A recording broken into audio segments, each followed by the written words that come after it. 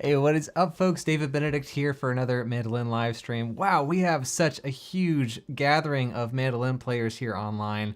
I'm so excited for this. Thank you all for being here. If this is your first time on the channel, thanks for checking out my content as well. We've got loads of mandolin lessons, and I've been excited to get back to these live streams because it's been a little while. We did one last month, but that was the first one in about a year, and I've been revamping all of the designs here on the stream to help make these more fun and more engaging. And we're getting into some deep topics here. As the title of this live stream suggests, we're talking about double stops today, and we're gonna do a really, really deep dive. In fact, I've got a lot of stuff to cover with you all here, and we'll get into it in just a little bit. But yeah, I wanna catch up with you guys. Thank you so much for tuning in. Let's come over here to chat and see how you guys are doing.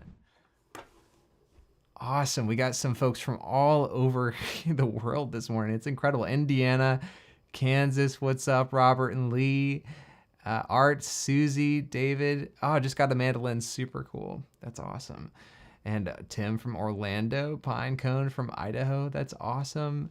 Yeah, someone's asking, David, is this song from the record you've recorded with Bertolf?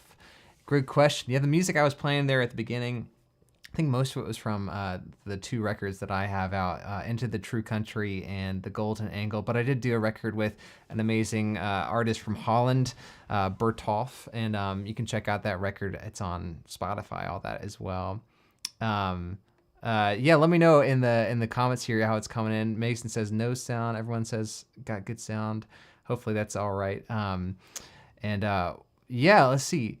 Let's see. Yeah, there might be an unmute button on the YouTube settings there to check out. Make sure that it's pumping for you. Man, we got so many great comments. Please keep all the love coming here from Brazil. Awesome art, so cool. Ohio, from Alberta, very, very cool. Well, let's dive in because we have a lot to talk about today. Just to start off here, just by way of a couple of announcements. Check this out here. So thank you all so much for checking out my Patreon page. I know a lot of you folks are already patrons over there. Before we get started, I just wanted to say that this stream has some specific handouts to check out.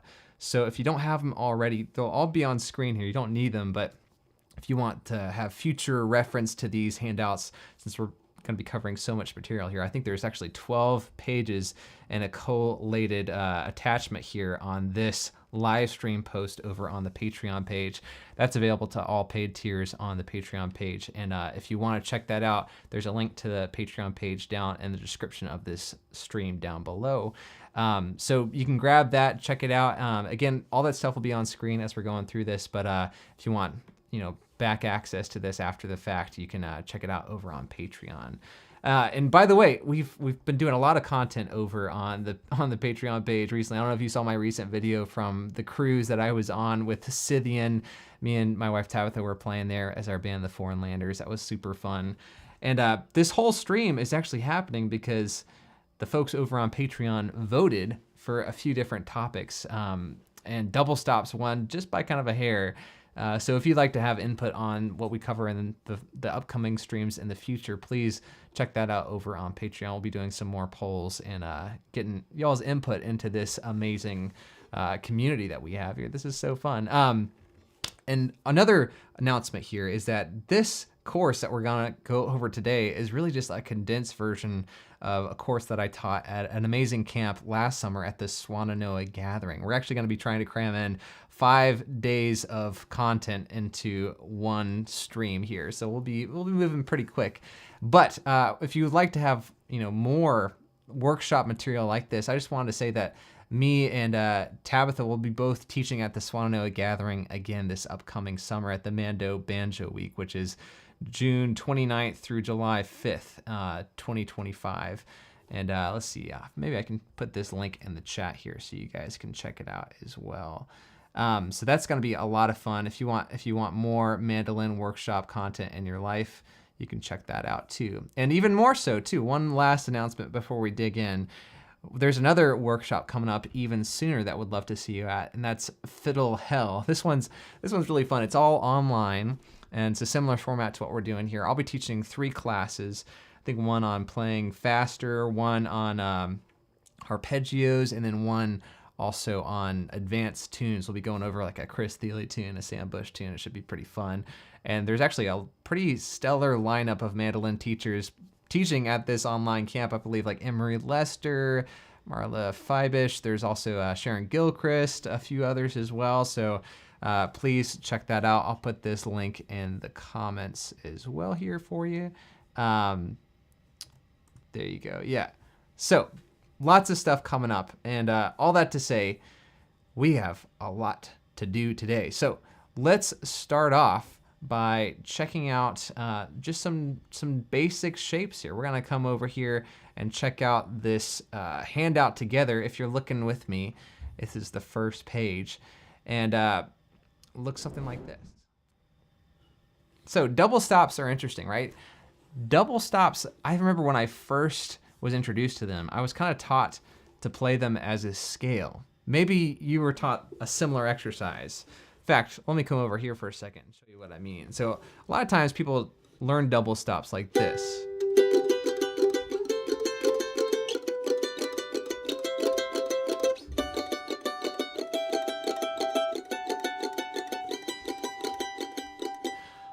Another way you could describe that, it's like a harmonized scale, right? Because we're playing the G major scale,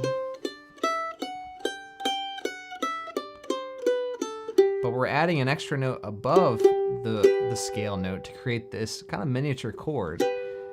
And when you play it up the scale like this, some people call this a harmonized scale, because you're going from G to G with those extra notes on top of every one of those scale notes. And I don't have a handout for this, but if you want to learn it, it's basically like we're playing the low string as the scale and the higher string as the harmony note here. So the fret numbers here would be 5 and 2. Then the next one up, we have A and C, 7 and 3. Then we're gonna keep that spacing again for the next double stop, right? This is 9 and 5. Then we have 10 and 7. Next up, we have 5 and 2 on the A and E strings. 7 and 3, 9 and 5, 10 and 7. So you might notice there's actually similar fingerings on each set of strings, right? We have kind of a closer double stop here. Further apart, right? We're stretching our fingers a little bit there. Further apart, closer together. And then same pattern on the A and E strings. Close, spread, spread, close. Let's try this together really slow. And you can just kind of keep your right hand going as if it's a tremolo almost, a really slow tremolo. So we have 5 and 2. And then we have 7 and 3. We have 9 and 5. Going up one more, we have 10 and 7 on the D and A strings. Now we got a big jump to the A and E strings, 5 and 2.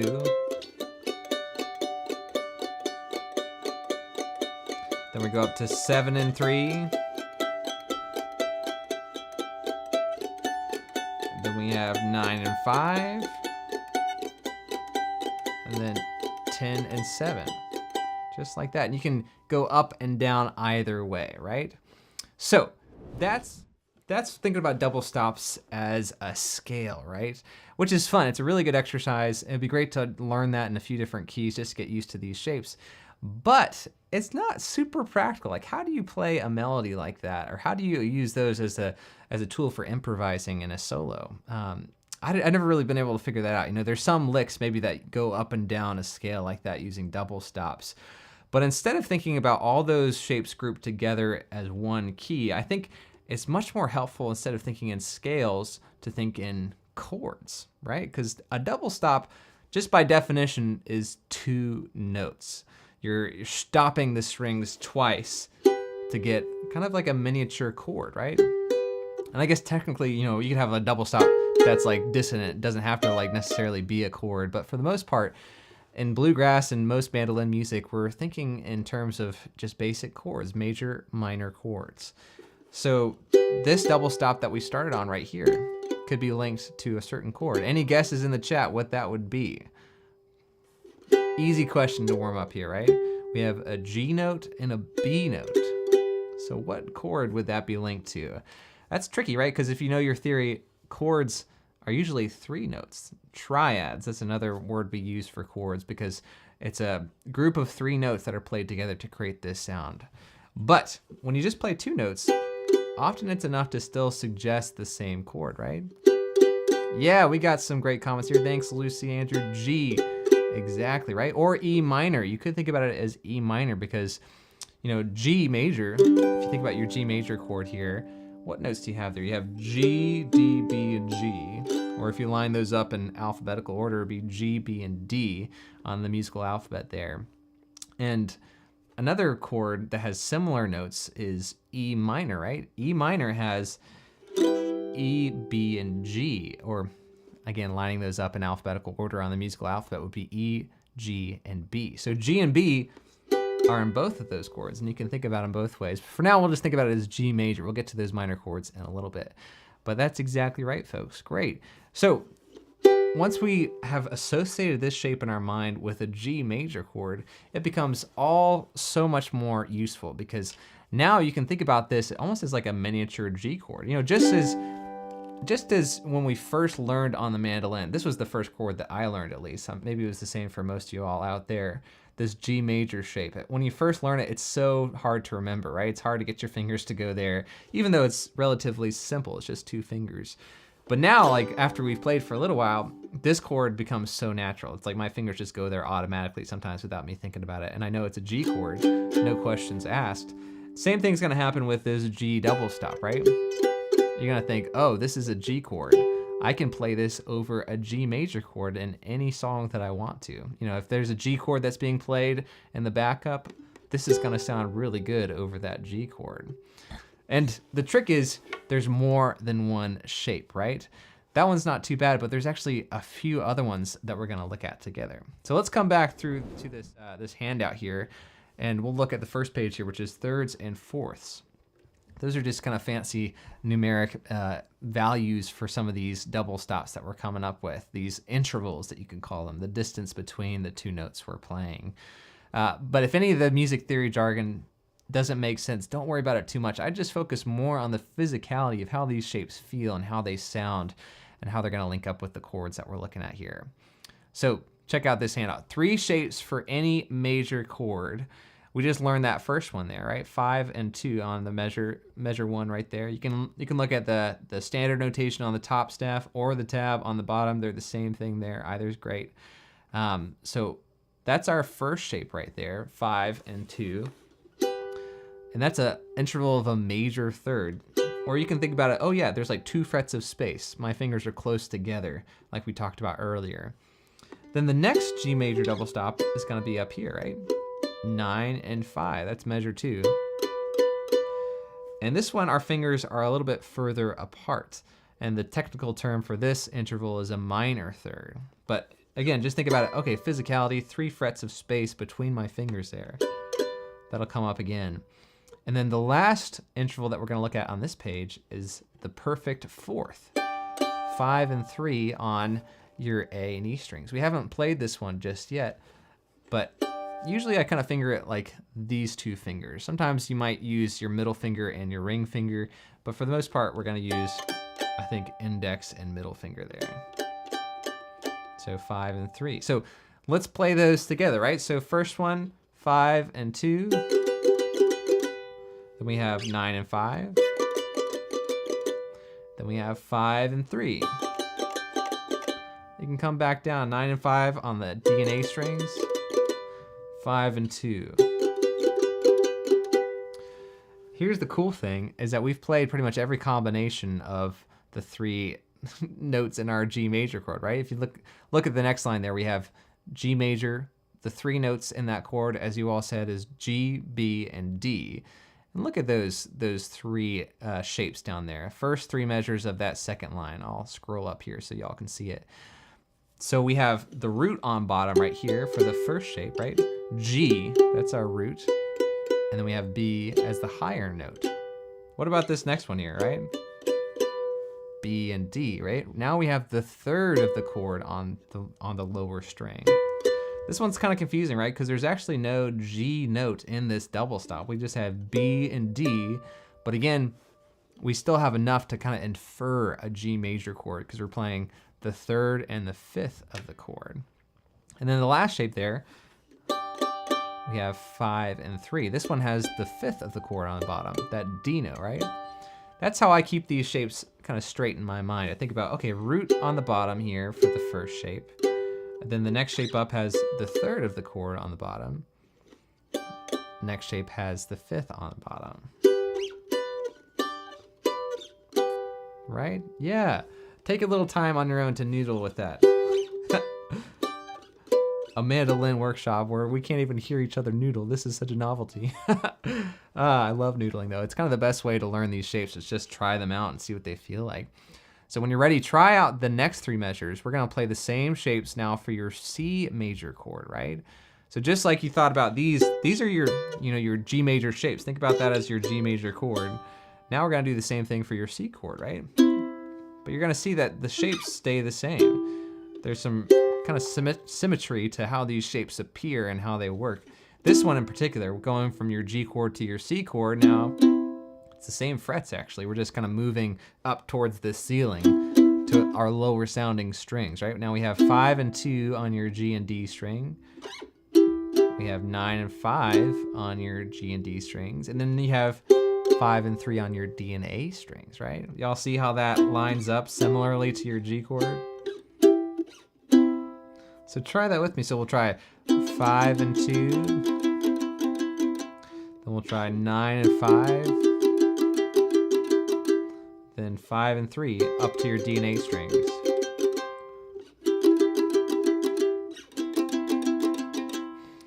All right, let's try the last chord on this line too, your D major chord, D, F sharp, and A. You can think about it like that too. Now we have, same shapes, but a little bit different layout, different frets that we're playing here. So let's try the root position shape first. Think about finding, okay, I want to find my D note since that's the root of my D major chord there. Play it on a string here. We'll play it here on your 7th fret of your G string. And then we're gonna play that same root position shape we played for G and C, now just up in this area for our D chord. That's why it's important to use the same fingerings, right? We use ring finger and index finger for our root position on G and C.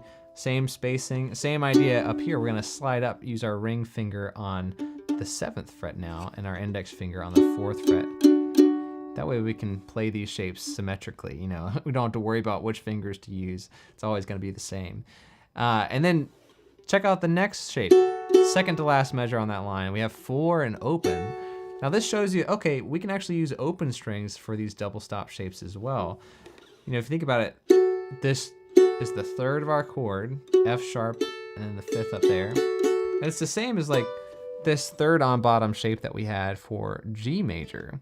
But we're just kind of moving down, and you can almost like imagine if I were to hold my index finger back here for the open string, it would create the same shape, but we're just using the open string now so we can adjust and make it a little bit easier for ourselves. And then the last shape here, fifth on bottom, 7 and 5 of your D and A strings. So here we go. 7 and 4, 4 and open. And this one, you know, if you want to, you can use your ring finger and middle finger for this last shape, 7 and 5. That way you don't have to worry about shifting too much. All right, let me just show you one cool thing about these shapes. Like, for instance, this one right here, your D major chord, root position, you probably see, oh yeah, if you've been playing bluegrass at all, you know that's basically just your chop chord. It's the lower 2 strings of your D major chop chord. So that's a really helpful tool as well. So if you think about, okay, same thing for my C chord, right? That's my C chop chord. If I find my C chop, I'm just playing the lower 2 strings. And then same even with your G chop chord here, just playing the middle 2 strings of my G chop chord for that double stop shape, the root position there. All right, whew, we've covered a lot. Let's dissect this so far. How is this coming along? Any questions in the chat? Okay, Andrew is saying, I struggle with finger stretches. Yeah, I know, this one's a little bit tricky. For the most part with double stops, we end up just using these 3 fingers. And oftentimes it's the middle, the ring finger and the index finger. So it's kind of hard to stretch those. I know what you mean. But we'll see as we get up the neck, it actually becomes a little bit easier in some ways because the frets get closer together. You'll get used to that stretch. Okay, yeah, Japer is saying, I struggle with double stops and strumming as well. That's another interesting thing about these shapes is that we're having to accommodate with our right hand a little bit differently too. We're having to push through 2 sets of strings. And the way I think about it is that I kind of just keep my pick looser. I don't want to like have too much of a death grip because it starts to kind of sound a little crunchy and you lose your tone that you want to keep. Just think about how you play a single note melody. Maybe loosen the pick a little bit from there and just make a wider stretch with your right hand. For me, I'm trying to keep kind of a similar right hand technique from playing melodies, single note melodies, to double stops to playing chords. I'm just kind of moving a little bit wider to accommodate for whatever technique I'm using. You can kind of see I'm just getting a little bit further apart with those strums. So yeah, I think it'll get more comfortable the more you do this as well. Let's see. When does the pinky come in, if at all? Yeah. So we're actually not going to use it too much. If we get to the very end of this material, we might use it a little bit. And that actually reminds me, I set a goal here. If y'all are up for doing this, I thought I could show you the most challenging double stop tune I've ever written. If we can get to 15 super chats in our goal, we'll check it out together. It's a tune of mine called Lawnmower that uses a little bit of pinky action there in the left hand. Yeah, okay, cool. This helps seeing how they are connected. I'm so glad that's starting to connect there. In fact, let's come back to this walkthrough page and let's try to connect them together actually. And this becomes a little bit more challenging is seeing how, okay, I can play these shapes almost as like a backup technique. This is something I hear Sam Bush do a lot and a lot of other mandolin players in bluegrass. Instead of just playing chops, you know, sometimes you'll hear a mandolin player just kind of keep their right hand going on some double stops.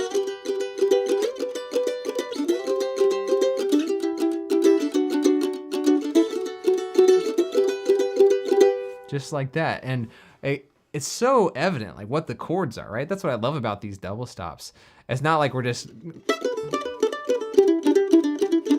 you know, messing around with the pentatonic scale, which is really fun and useful in a lot of situations. But when we do that, it doesn't really communicate the chord changes too much.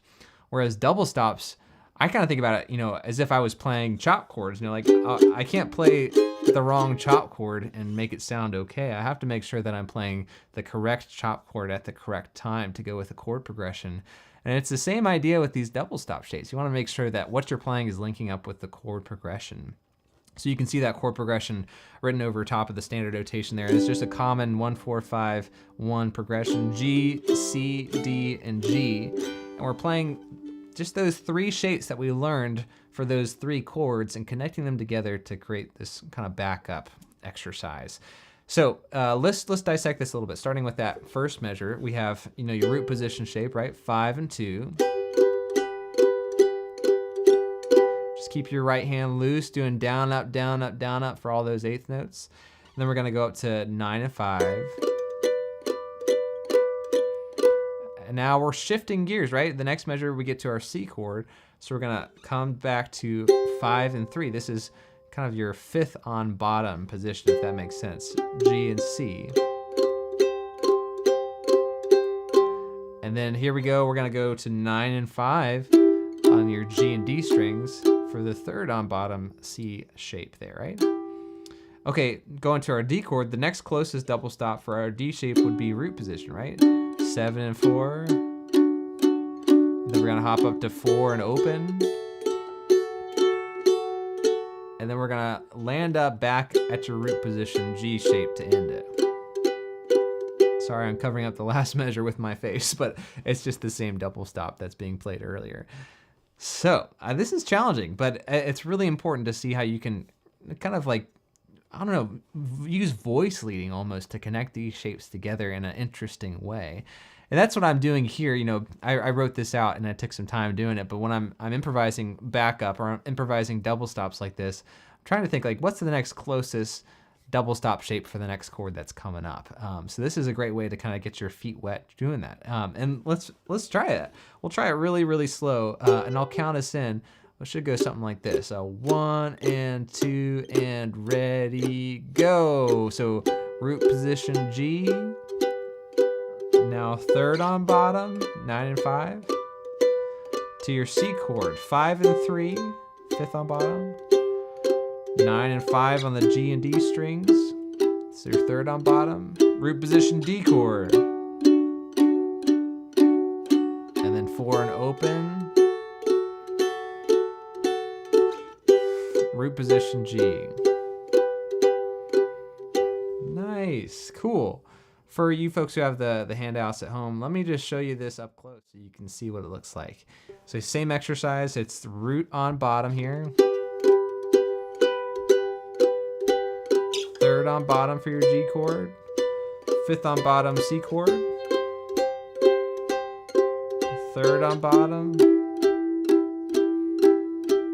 Root position D. 3rd on bottom D. Root position. Yeah, and you know, we're playing it really slow, but the hope is to get to a little bit faster tempo like you might hear in bluegrass, something like this, like.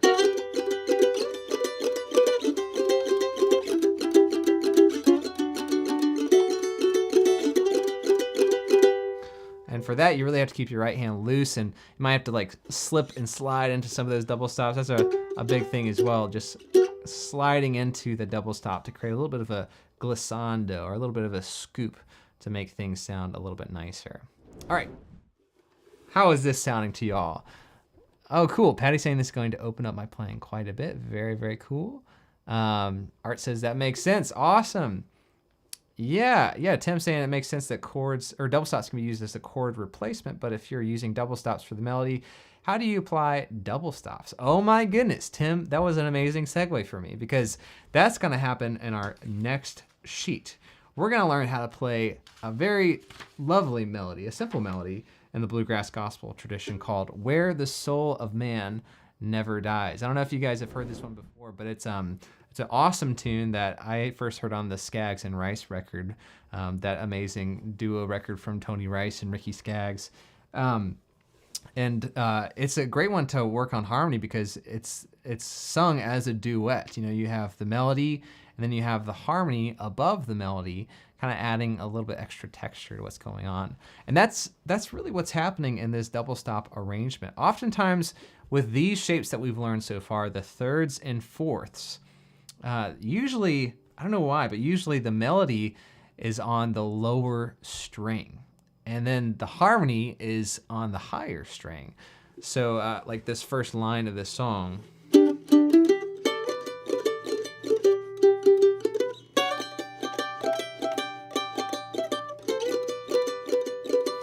You know, if you know the song, you know, I can't even remember all the words. Da, da, da, da, da, da, I'm on my way where the soul of man never dies. So that's what's happening in the lower string. If we were just to play what's going on the lower two of the two notes there. Sorry.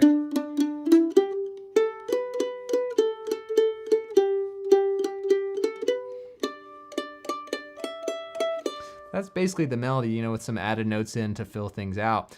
But when you add the double stops in, it's kind of like you're adding in a high tenor harmony, which is really the bluegrass vocal tradition, where you have the melody. It's kind of like the middle of the three notes in a trio harmony. You usually have like the melody in the middle, and then you have like a baritone supporting underneath, and then the tenor harmony on top, which is different if you're used to like, you know, choir singing, where it's usually like the soprano, alto, tenor, bass. Bluegrass, you know, it's usually a little bit weird where the melody is in the middle. So that's kind of what we're doing. We're playing the melody as a lower voice. You know, you can imagine there being a baritone beneath if you want, but we're basically just doing the melody and then the tenor above there. And let's see if I can, maybe I'll try playing through this for you. I'll come over here to this screen so you can see it all together. And I'll play this real slow to start with, but it should sound something like this, hopefully.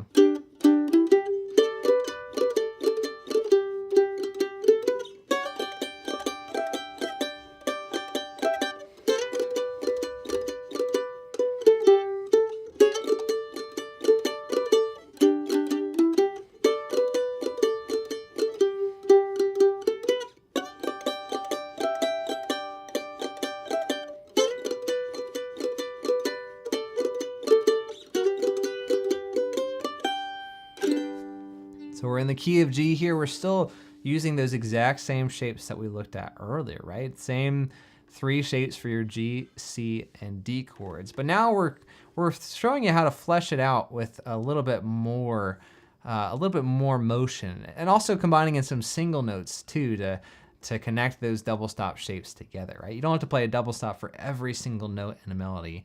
You can add them kind of more as punctuation marks to really build steam and momentum for a tune like this.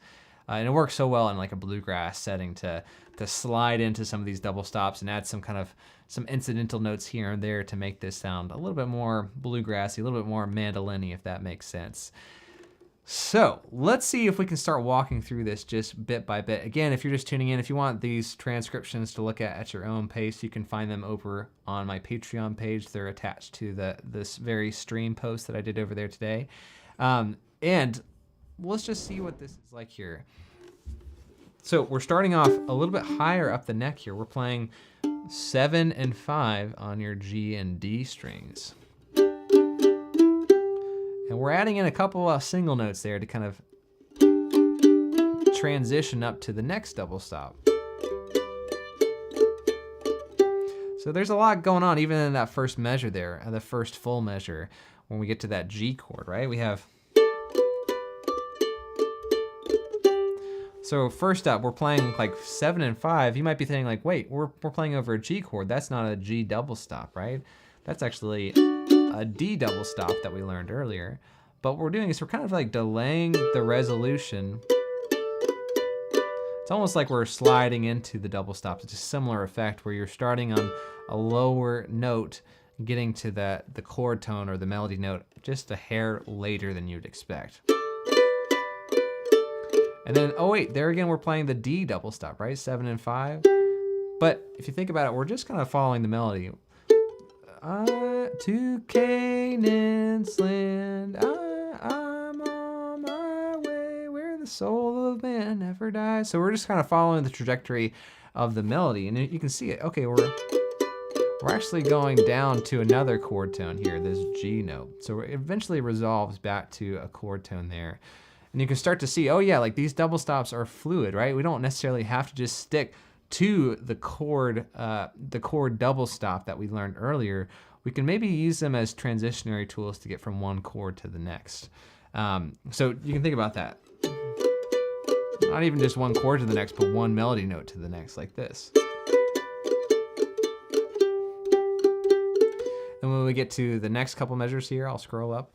We're actually sliding all the way up to this double stop shape, right? It's an octave higher than what we just learned here. That brings up a good point. You know, these shapes are really useful because they actually repeat in different octaves, right? Because of the beautiful symmetry of the mandolin, those three shapes we learned for your G chord, you know, they also happen in different octaves, like this one right here. Same notes, D and G, but we're playing them in higher and lower registers. So for that next double stop there, 5 and 3 on your A and E strings. We're kind of getting up to a C major double stop there for a second, 7 and 3, before resolving back to the G chord there.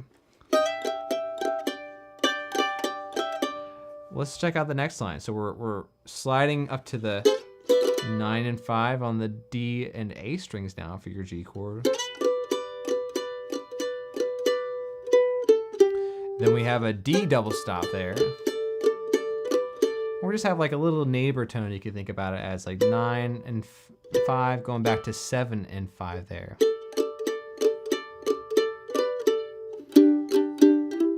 Then when we get to the end of that line, we're actually doing the exact same thing that we did at the beginning, right? We're kind of leading into the repeat of the melody here for the third line, which goes like this. Same thing. Same thing, sliding up to 5 and 3, C double stop, back to G. And then the last line is just a little bit different there. We're going up to 9 and 5.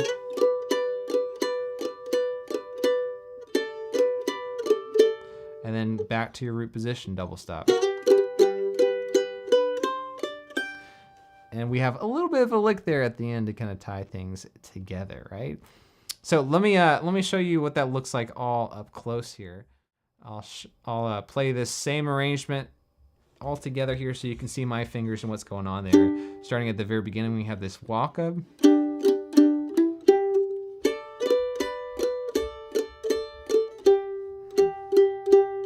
Slide up. Back to the third on bottom shape. D double stop shape.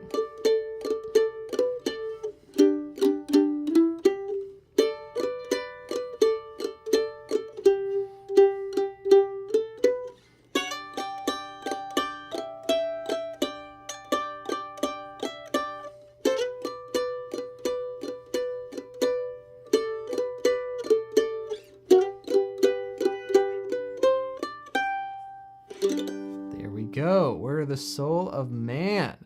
Yeah. All right. How's this sitting with you guys? Lee is asking, are you dragging the pick to the next string without playing the next string? I was taught to play scales that way. Let's see. So I think you're talking about like rest strokes, right? Where you play through and then you rest on the next adjacent set of strings on the upstroke and the downstrokes. When I'm playing this slow, I think I probably do that. It's a good observation. But when you're playing a lot faster, like, you know, this tune is usually played a bit peppy, like.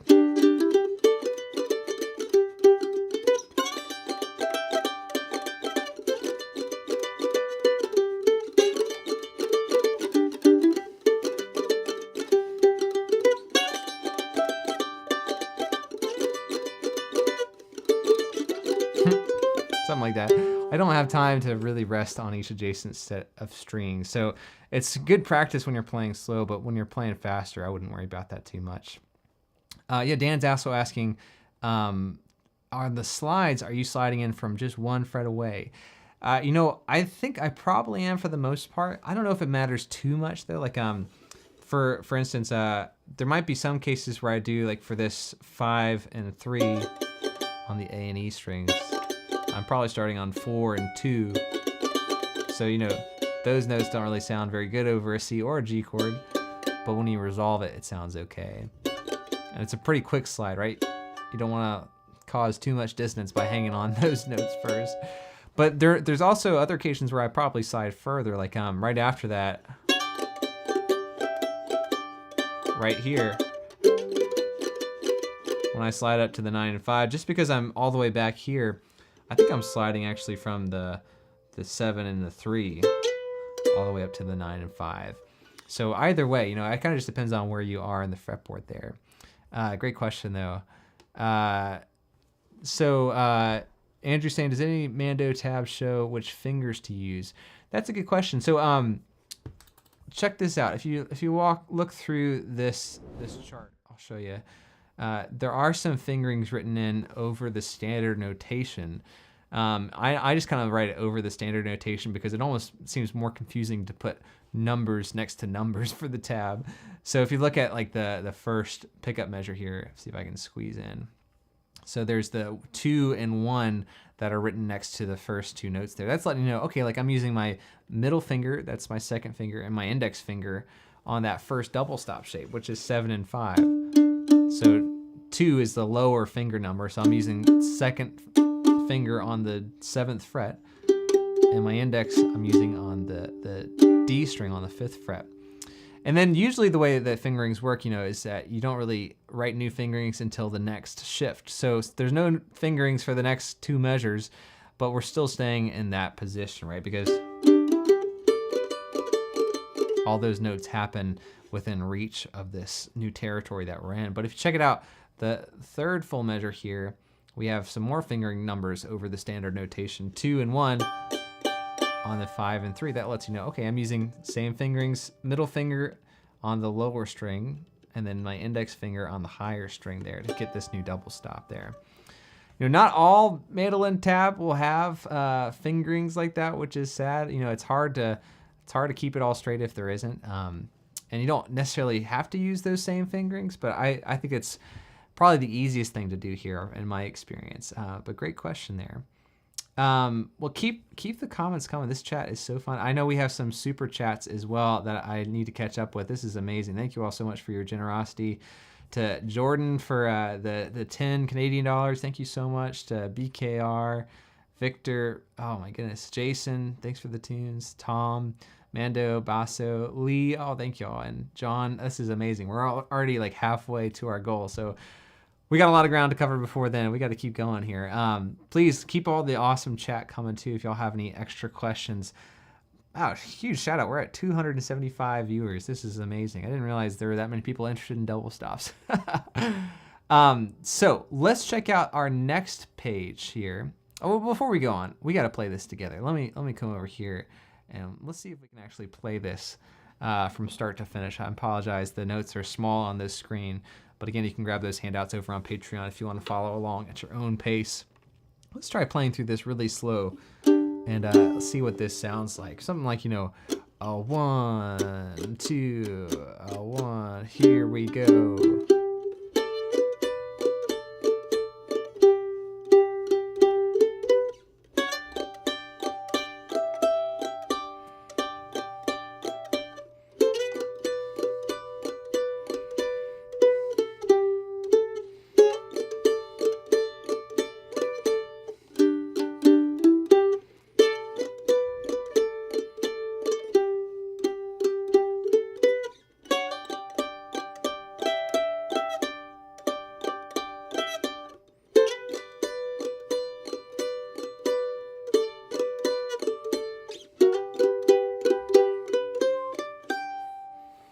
Sounded like Ricky Skaggs now. That's so fun, y'all.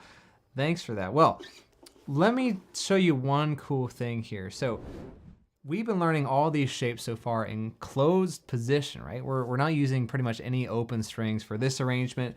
And for most of the shapes that we've looked at before, right? We see how we can use open strings if we want to, but we have been focusing on the closed position, meaning that we're not using those open strings nearly as much. And the benefit of that is that you can use these shapes in any key that you want to, as long as you know the same fingerings and where to start. And the real benefit of doing this is that, like, if you've been to a bluegrass jam before, for a singing song like that, you're kind of at the mercy of the vocalist to let you know what key suits their vocal range best, which is really hard for us mandolin players who don't get the benefit of a capo, like, you guitar players and you banjo, dobro players out there. We have to rough it, and we have to learn, the melody or learn the chords in whatever key that the vocalist wants, and have to move around to justify that. So what's useful about these double stop shapes, just like, with the chop chord, if we were to play the same shapes in a different area, you get the same relative value of the chords, right? You have G, C, and D, your 1, 4, and 5 chords. Same thing with, the key of A. You can use the same shapes, the same motion, the same spacing to create, your 1, 4, and 5 chords in the key of A. So you can do something similar even with an entire arrangement like this where the soul of man never dies. So let me show you how you can take this in the key of G, this arrangement that we just played, and you can transpose it to a different key like the key of F major using similar shapes. We just have to we have to finagle a few things to make it work in this territory, but it works something like this. So check this out. I was playing in the key of G here.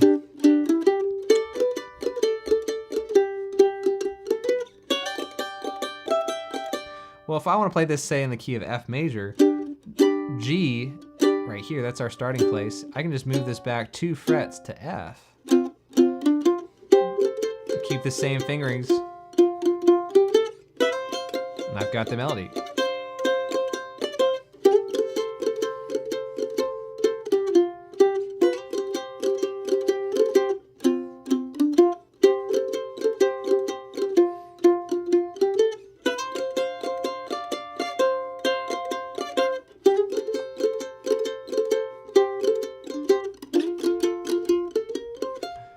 Just for that last lick at the end, we have to move up the neck since we can't really play it down here in closed position.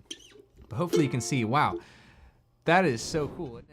You can play an entire piece in a different key without even having to really practice it or rehearse it. If you've learned it in one key and you can keep the fingerings the same, then all of a sudden doors open up as far as possibilities for what key to play in. That's why I love these shapes too, is that it really makes it easier to play in tougher keys. Like F major is still kind of tough, even though you get to use all your open strings. When you start getting into the flat keys as well, like B flat, E flat, oh my goodness. Forbid you'd ever have to play in a terrible key like, C sharp or something like that even. But it happens, the longer you get out there and go to these jams, the more you see, okay, I got to be ready for anything. And these double stops are an amazing tool to have in your back pocket to get through a tough key center like that. So let's try this. This is the 3rd page in our handout. Come over here and I'll show you how this works. So same arrangement. Now we're in the key of F major though. So we're starting just 2 frets lower than what we did in the key of G, right? So we're starting off same fingerings, 2 and 1 on your 5 and 3 of your G and D strings.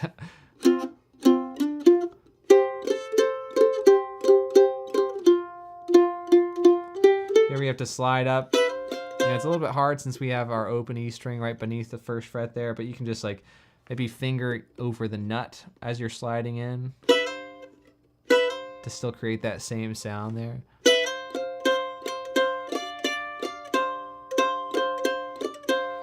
Next line here, same idea. We're just sliding up to 7 and 3 of our D and A strings.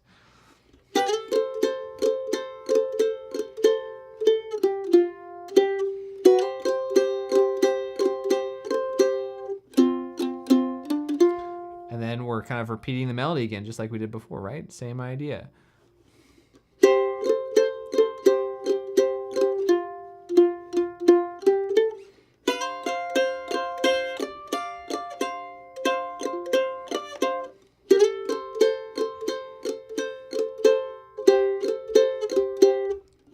And then at the very end there, you see we're going all the way up to the 10 and 7. It's kind of like around your F major 3-finger chop chord here. So we can play that same lick we did earlier. Foreshadowing, even the licks kind of transfer from one key to the next if you know your double stop shapes, but we'll get to that in a little bit.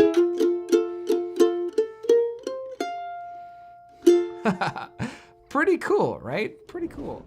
How's that feeling with you guys? I know it's tough at first. I remember when I first was taught this, it was like, oh, my brain kind of hurts. I know what I need to do, but it's just hard to do it in the moment. And if you're feeling that way, don't worry, it's gonna come as well. Yeah, Dan says great starter tune too. Love it, little time, and I'll be able to do this. I totally agree, Dan. You got this. Yeah, what else we got? John Duke says left of the land of the capo, but the journey made me learn music theory. Capo held me back. Yeah, I think capo can be useful on certain instruments, but on the mandolin, once you get beyond it, it really frees you up to do so much stuff, which is really cool. That is the great thing about the mando, Patty says. Absolutely. Andrew Daigle says mind blown. I'm so glad. Yeah, it is pretty cool when you realize this. all sorts of dots start to connect. And there's, yeah, it was a big light bulb moment for me as well. Because yeah, Stacy's right. Yeah, B flat comes up a lot. And a lot of these tunes get played in tough keys. You know, I kind of felt held back because when I first started out, I just played fiddle tunes and they're all in like G, D, or A.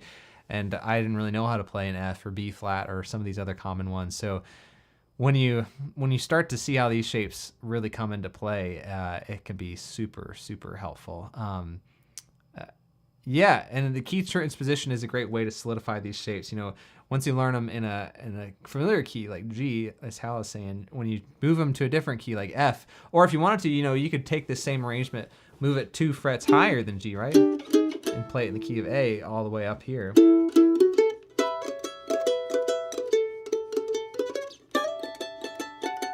Or you could do somewhere in the crash, right? If you wanted to, you could do like, you could do A flat.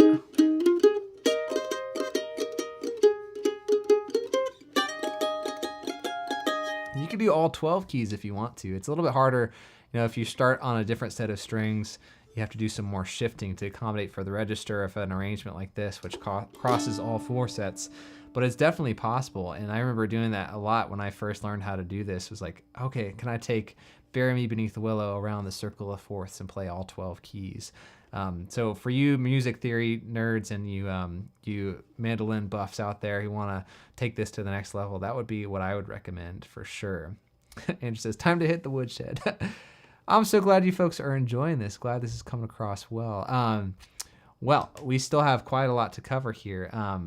Let's see. Why don't we check out our next page on the double stops handouts. If you're following along, you can grab these over on Patreon again at the link below.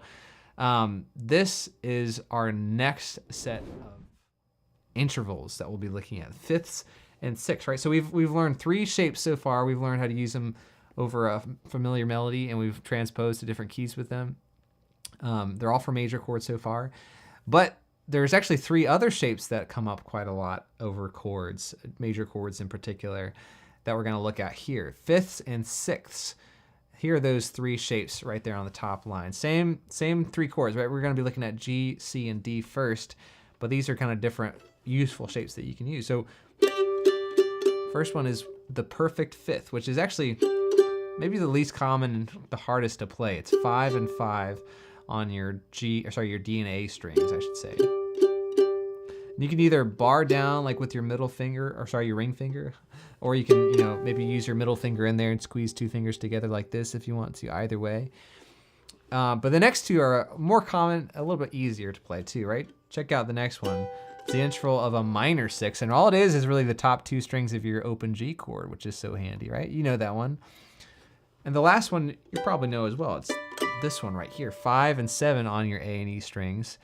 This one, I see most mandolin players do something weird where they break their left hand rules. They don't break their left hand, they break the rules of their left hand spacing, and they use their index finger on the lower string and their ring finger on the higher string. So usually, you know, we might be tempted to use our middle finger, but oftentimes you see folks do this.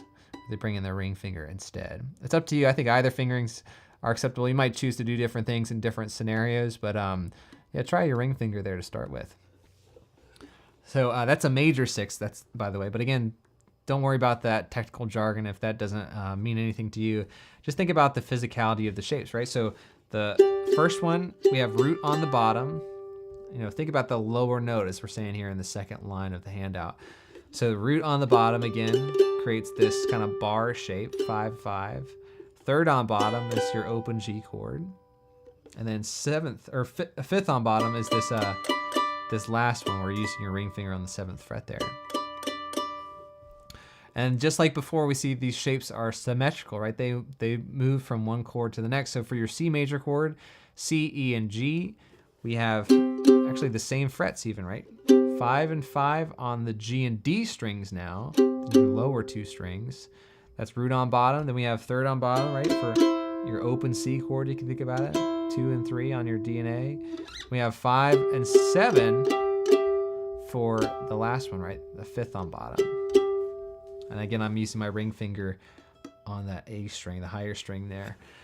All right, and for the D chord, this one's even easier, right? Because now we can just think about, okay, open D and A. That's actually, you know, a perfect fifth right there, since the mandolin is tuned in perfect fifths.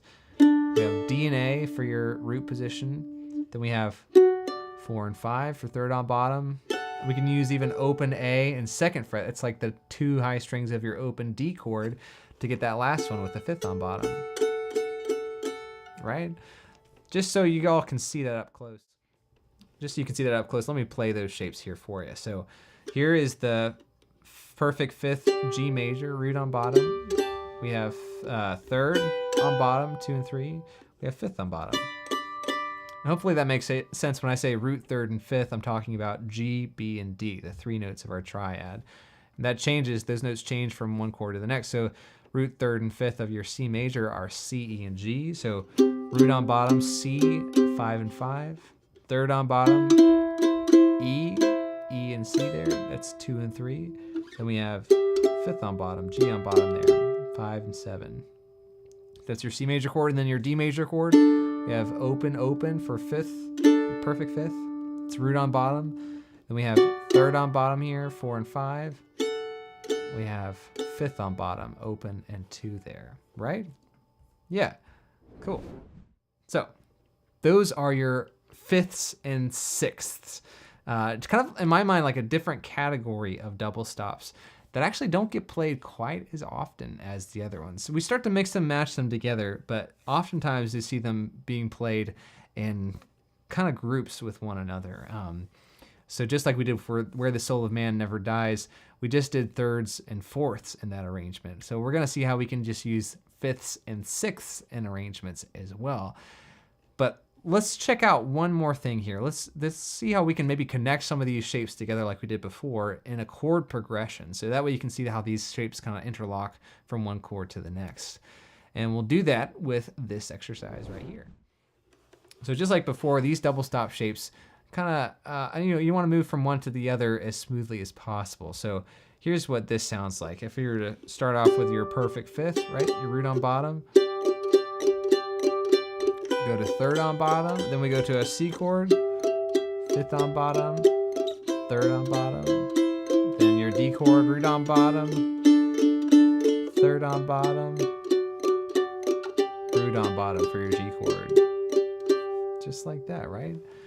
Let's try playing through that really, really slowly together. And I know the bar, if that's tripping you up, don't worry about it too much. You don't want it to be like something that causes tension in your left hand here.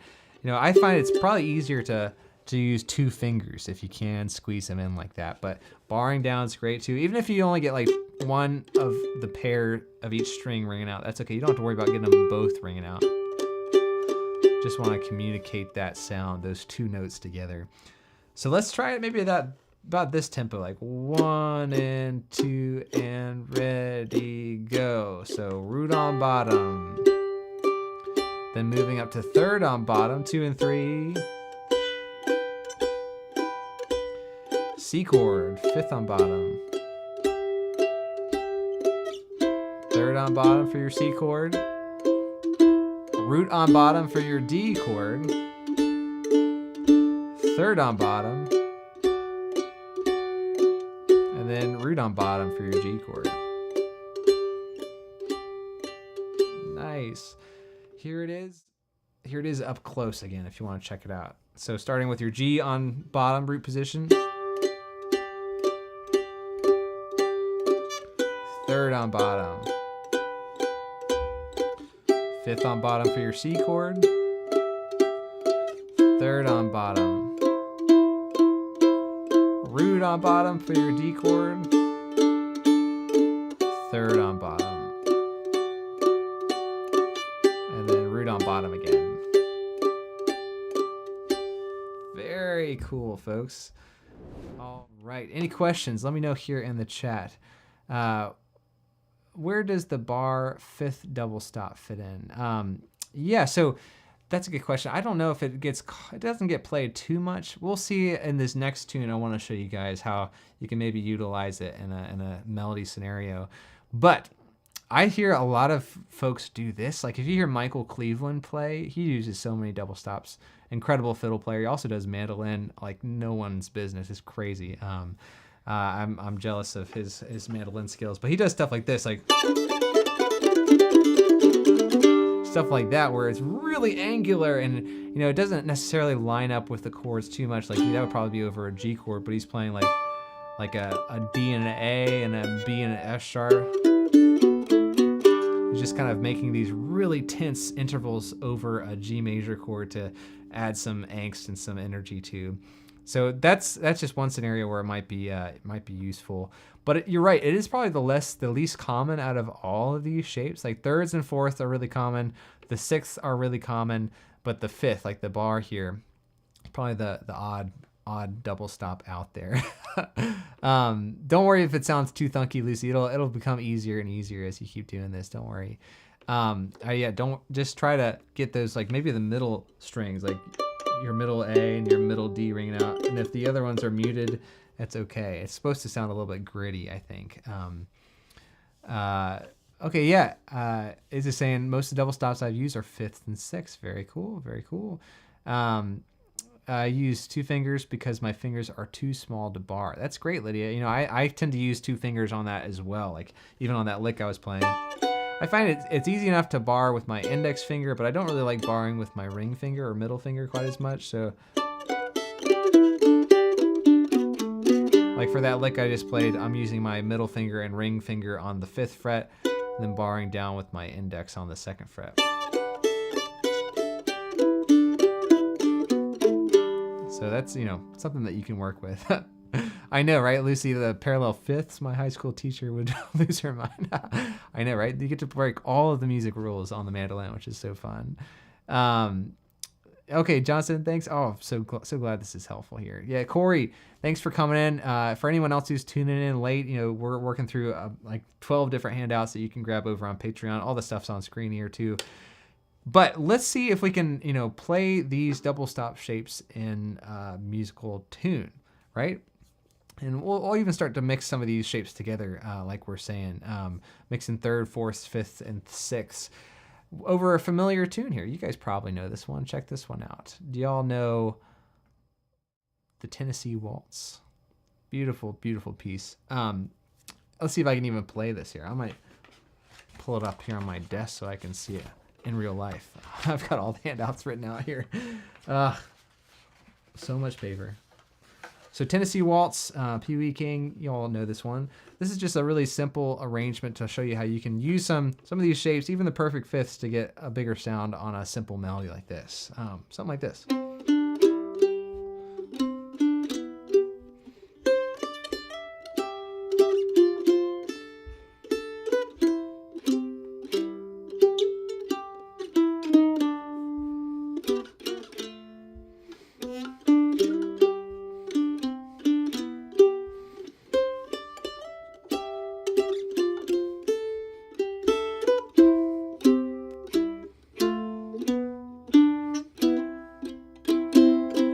To the B section.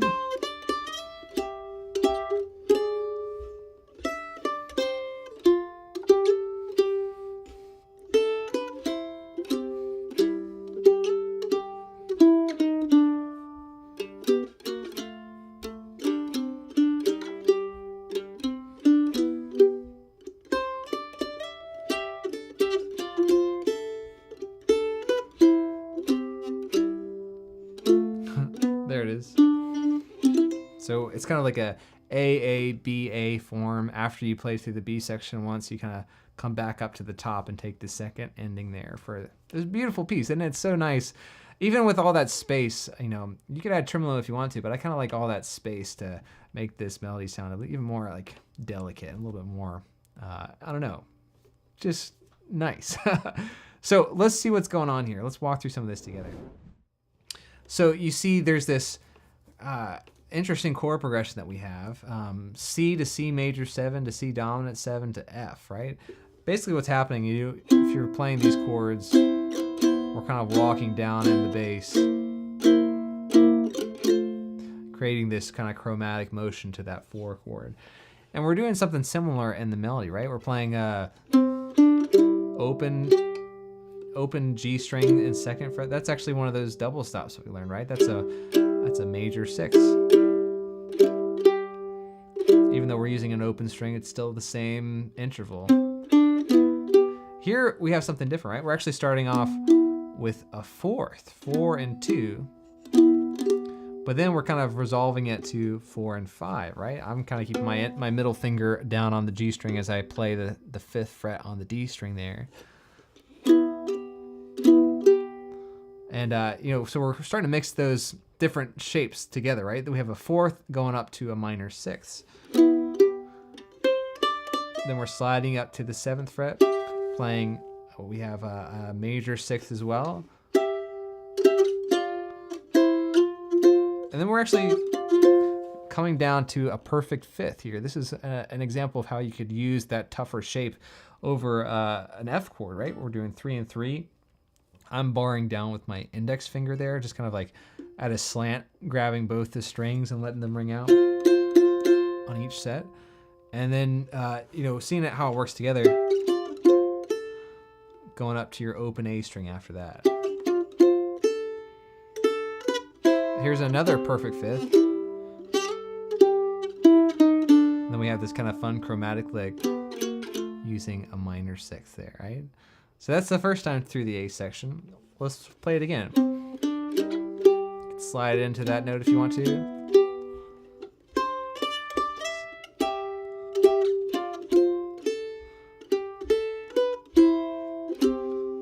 Taking the second ending.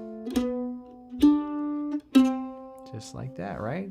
So hopefully you're starting to see, oh yeah, I'm using these shapes that we just learned, and I'm using them in kind of different situations as well. Here we're in the key of C major, right? So we're using a lot of those 5ths and 6ths for C, and now for F as well, like 3 and 3, right? That's your F and your C note. That's a perfect 5th of your F major chord. And then we're also using kind of this interesting chromatic motion, right? We're playing a G double stop here, right? And then we're sliding down. It's almost like another F double stop, but we're hearing it over a G7, which I guess would be, well, what would that be? Like a G9. I guess you would think about G7 add 9. Don't worry about any of that stuff. I think it's just fun to think about all those theory things. And then when we get to the B section, we have some even other stuff, some even other stuff that we want to check out too. Check this out. So we slide to this E7 double stop. This is one that we have not looked at yet, but sometimes comes up. 6 and 5. This is the devil's interval, as they said back in the day. No joke. This is the tritone, which is kind of a tense sound that they definitely tried to avoid in early classical music, or I guess medieval music, I guess you could call it, before classical periods. And it works really well here, going from like your 5 and 7, your C double stop. We have this kind of contrary motion that's happening where you're going lower on the higher string and higher on the lower string to get this fun sound. And then F chord. And then we're kind of back to recognizable material after that, right? Same chromatic lick. And then back to the top again, right? So if we come back up to the top.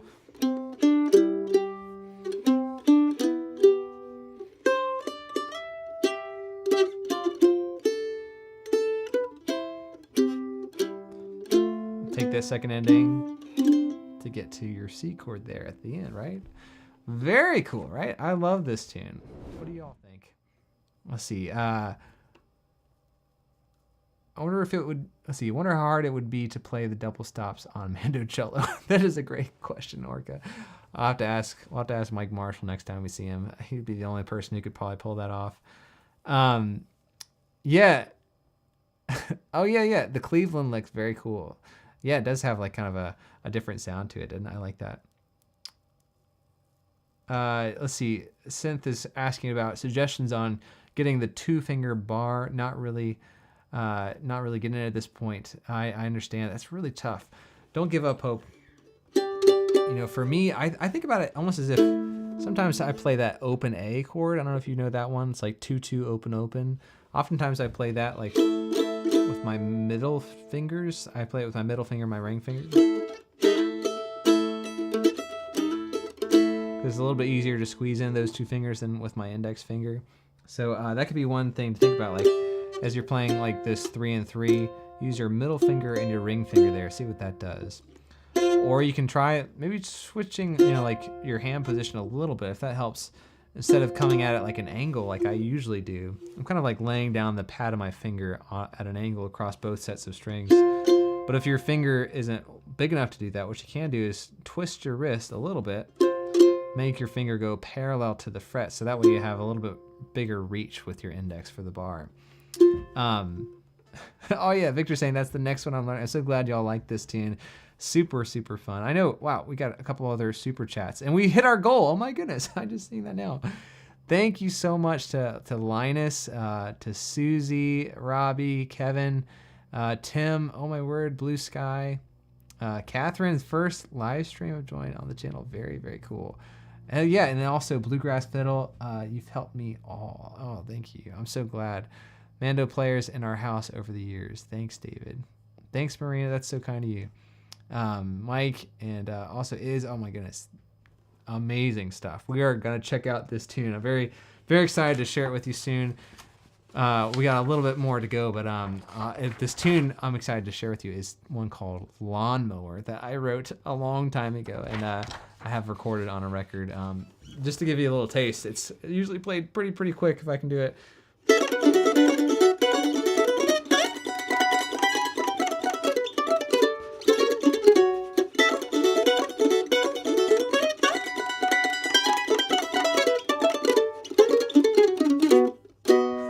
We'll save the rest for later, but that's coming up here.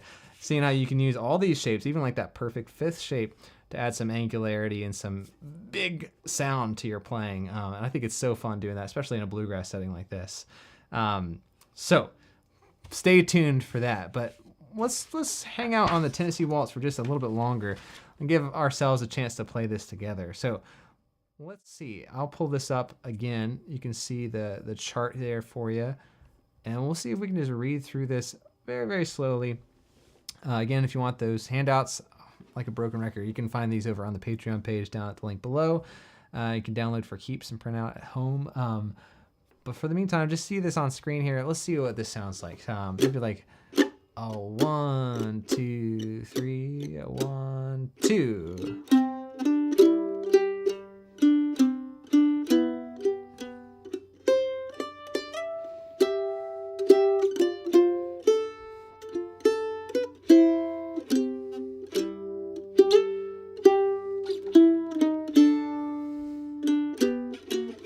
Keep your right hand going, fill in those spaces.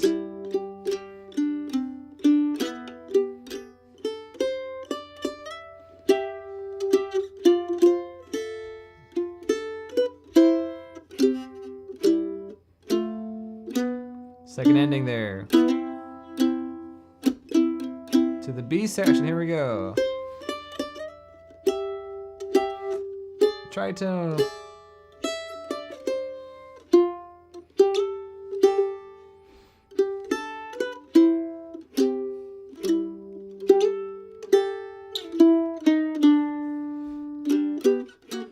The A section again, the top.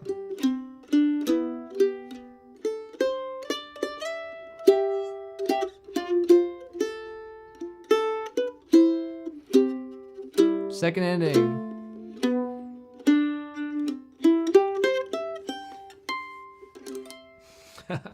Such a beautiful tune, right? I love this one. Awesome. Well, let's see. We've got a couple more things I want to touch on before we get to Lawnmower. But I just want to take a chance to take any questions. If y'all have anything that we've talked about so far, let's dissect this a little bit. So we've looked at the fourths and thirds and fourths, fifths and sixths, all over major chords so far. But we're going to check out minor chords in just a little bit too, so don't worry about that. But if you have any other fingering questions, any other issues that you've been having with these so far, let's dissect it and dig a little bit deeper. Double stops I think are great because they're not just for bluegrass, even though I think bluegrass is a fantastic application for these because they help you play bigger sounds, right? You can like compete with the banjo and the fiddle a little bit more, but they're also useful for other styles as well. Like I've used these a lot for swing and jazz and gypsy jazz, which we're gonna get to in a bit, and also for stuff like choro. And I know some people were even talking about how you can use double stops for Celtic music, using especially like open string double stops, getting that drone sound. So there's so many applications here.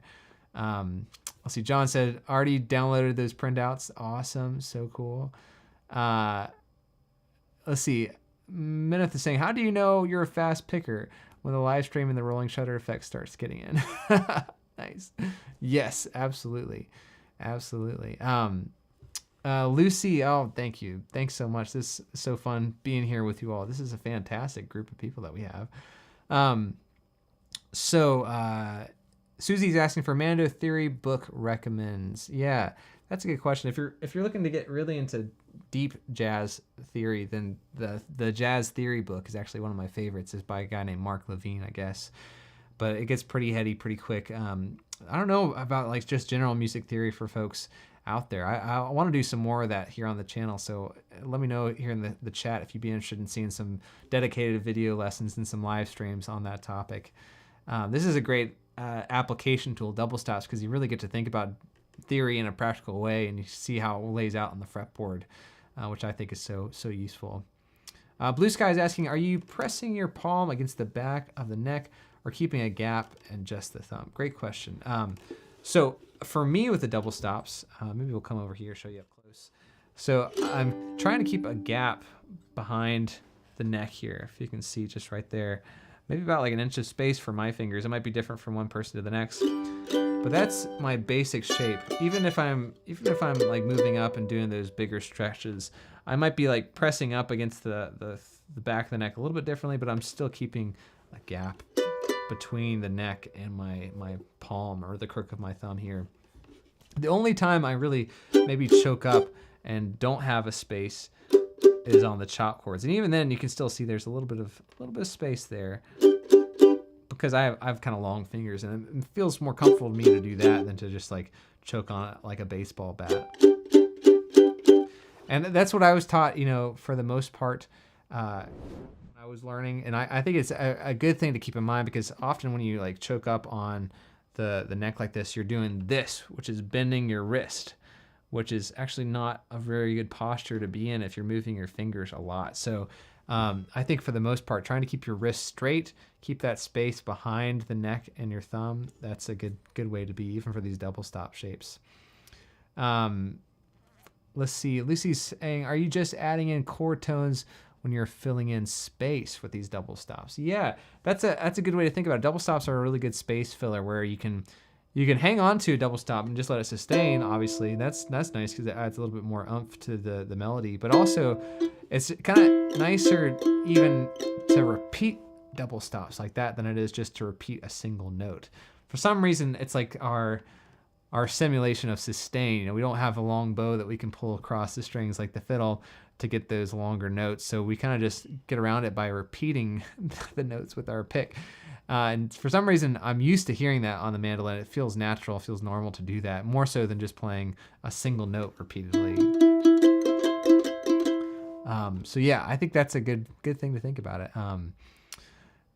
Let's see. Thanks, David. Now I can play the double stop version of the Solo Man in E flat. Yeah, that's it, Rick. Awesome.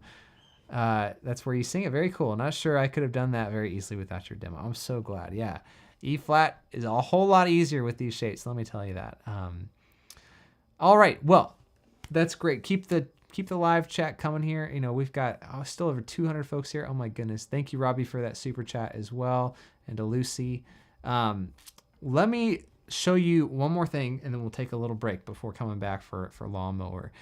But we're going to check out how to use some of these shapes for minor chords. So if you're looking at your charts here, your handouts, let's find the minor chord double stops page, and I'll pull it up on screen as well. So next page from the Tennessee Waltz, you see how we can start using the same shapes that we learned for the major chords for the minor chords, which is kind of weird, right? You would think there would be different shapes for the minor chords, but really we're just using the shapes in different places to get the same kind of sound for your minor chords as we did for the major chords.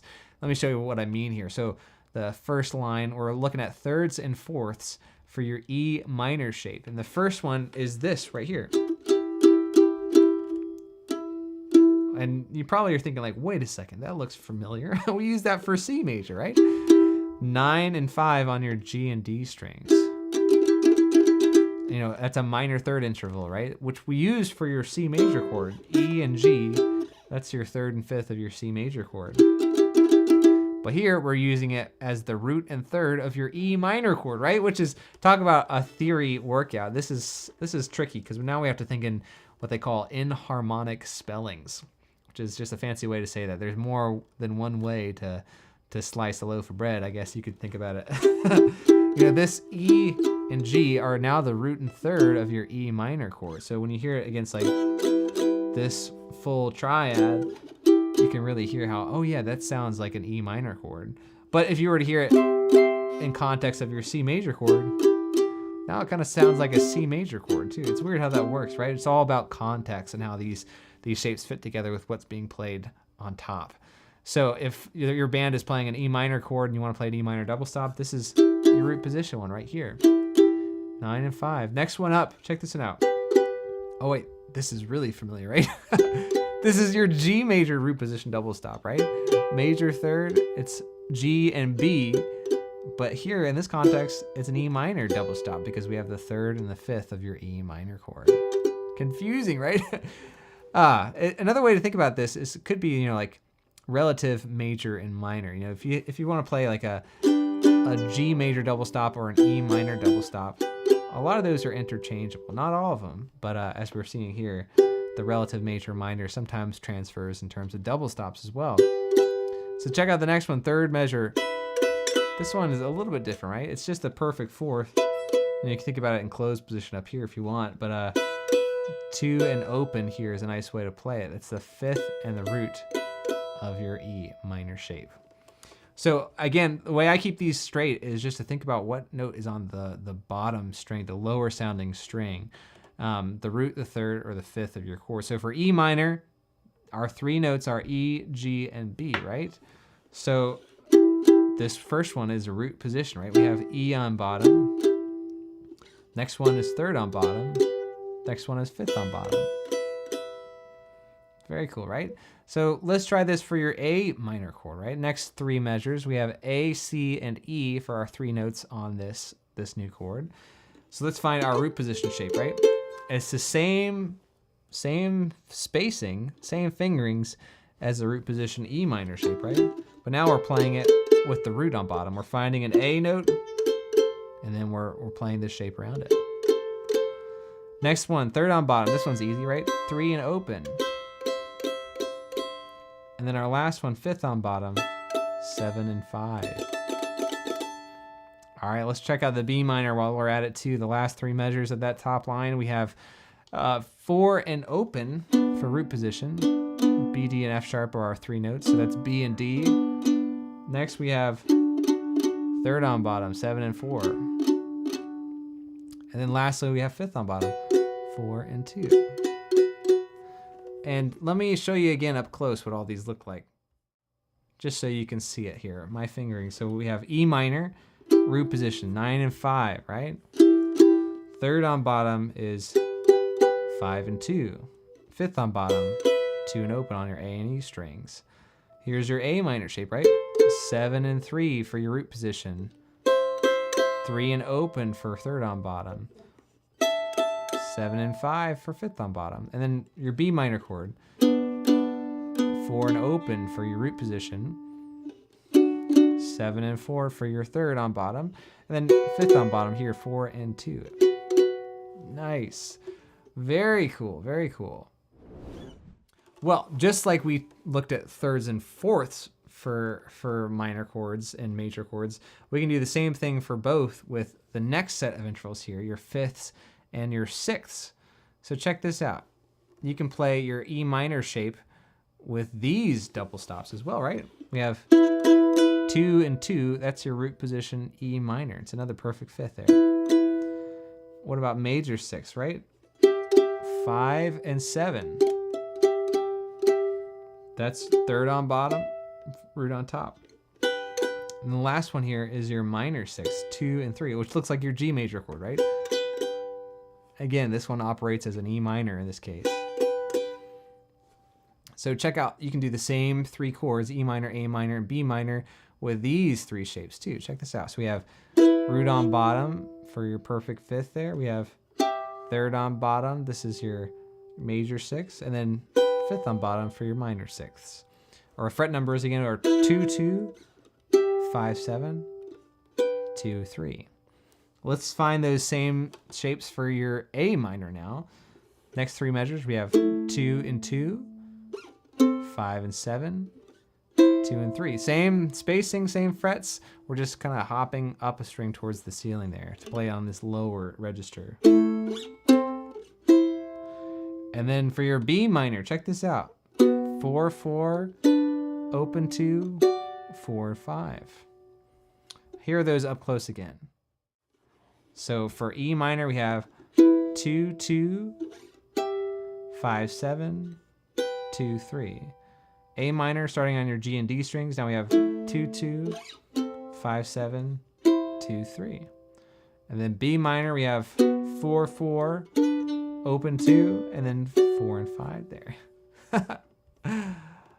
Just like that. Just like that. Nice. You know, minor double stops, I think, are much less common than major double stops. I don't know if that's just because most of the music that we play on the mandolin is kind of in major keys. So, you know, probably 80% of the bluegrass repertoire is in major keys. A lot of the Irish stuff, not necessarily everything. But you start to see how these double stops come around again and again. Like even that E minor 2, 2, that perfect fifth interval. Like I was just learning a bunch of these common Irish tunes for a video that we did here on the channel, top 10 Irish tunes for mandolin. And a lot of those E Dorian tunes, like Swallowtail Jig.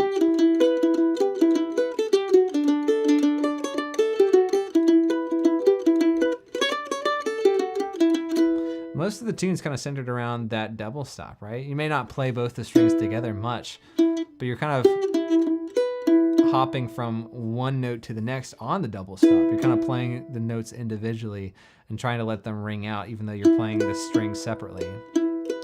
So just another practical example of how these shapes come up.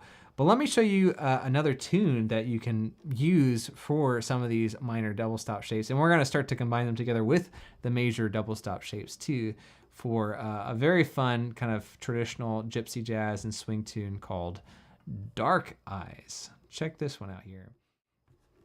So this one, it's a little bit harder to imagine just as a solo mandolin. You have to kind of picture this kind of swing La Pompe backup happening as I'm playing.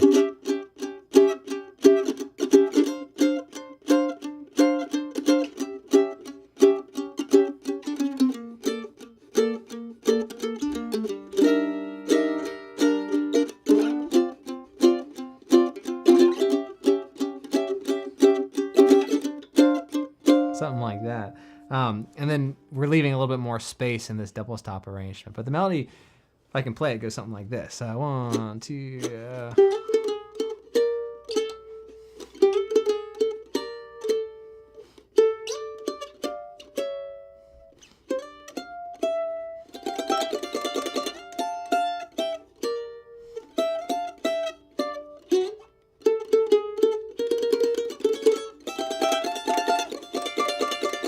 something like that. And we're getting into some tremolo territory here.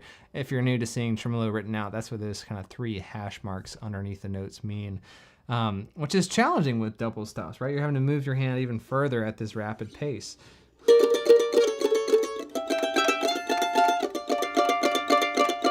But again, I think the key is just to keep a really loose grip on your pick. Allow there to be some pick flex there, because as soon as you start to tighten up these muscles in your forearm and your wrist and your fingers, then all tone kind of goes out the window, and it's hard to keep the rhythm going the way that you want to. So let's break this down bit by bit. We'll walk through it together. So starting at the top, we have kind of this syncopated rhythm, which always throws me. It's like you're starting on an upstroke slide. I'm using my middle finger here on the 5th to 7th fret of your D string. And then when we're playing this double stop right here, which is interesting, it's like, it doesn't really fit in the key that we're in. I guess it kind of does, but then when we're resolving it a fret lower, it's like kind of this chromatic neighbor tone, resolving to your A major chord. And then we're doing a similar thing for the next measures, right? But now we're resolving to a D minor double stop, right? The perfect fourth here on your 7 and 5 for your D minor chord. And then we're doing this kind of crazy slide up from the 7th fret to the 12th fret, trying to be like a Josko Stefan or some amazing gypsy jazz guitar player there. And then we're playing kind of a similar thing, right? We're kind of like this chromatic neighbor tone from 12/8 down to 11 and 7, which is another A7 double stop there. And then we're playing kind of this fun syncopated lick to a B flat double stop. But the interesting thing is we don't get to the B flat double stop initially. It's almost like we're playing like a A minor or maybe like a C major double stop there before getting to that B flat major double stop there with 5 and 1. And then we start to see how we can use these double stops a little bit more with a little bit more motion, right? That's the challenge of this tune. We're playing like a sorry. We're just using 2 fingers, right? Index and ring finger, but we're hopping around from like a 5 and 8 to 6 and 10. And then back down to 7 and 3. And then to your D and A strings for 8 and 5. And then we're doing something similar for the next 2 measures, right? We're playing resolving to that D minor arpeggio. And then we have the tremolo happening in a similar fashion there. The syncopations I know are tricky. If you don't know the melody, it's hard just to read it off the page like this. You kind of have to know it and be able to sing it like da da da da da da da da da da da da da da da da. And you know, without that backing track, it is a little bit more challenging, I know. But let's see. I'll see if I can play through this up close, and then we'll try it together. Check this out. So this is Dark Eyes. Hopefully sounds something like this.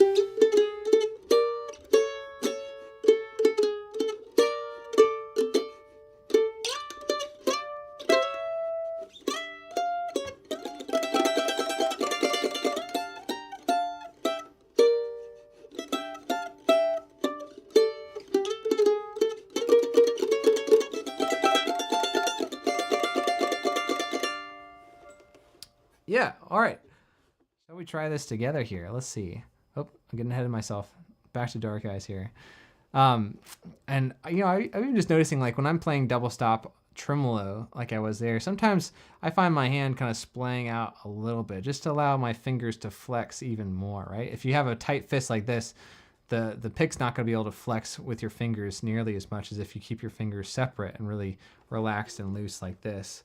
That way your index finger itself is kind of wiggling and moving as it meets the strings, which I think is kind of a nice thing. Not that you have to do that, but that's kind of what's going on with my right hand. Shall we try this together though? I know it's tricky. This one's like harder than the other 2 that we've looked at so far, even though there's fewer notes. But let's see. I'll count to 4 and then we'll come in right after that. So it'll be like 1, 2, 3, 4, 1.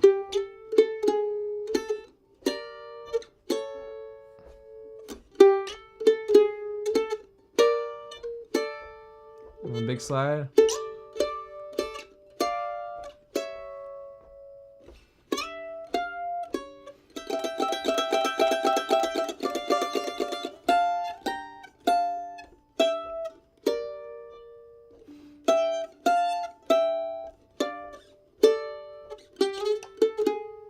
Tremolo.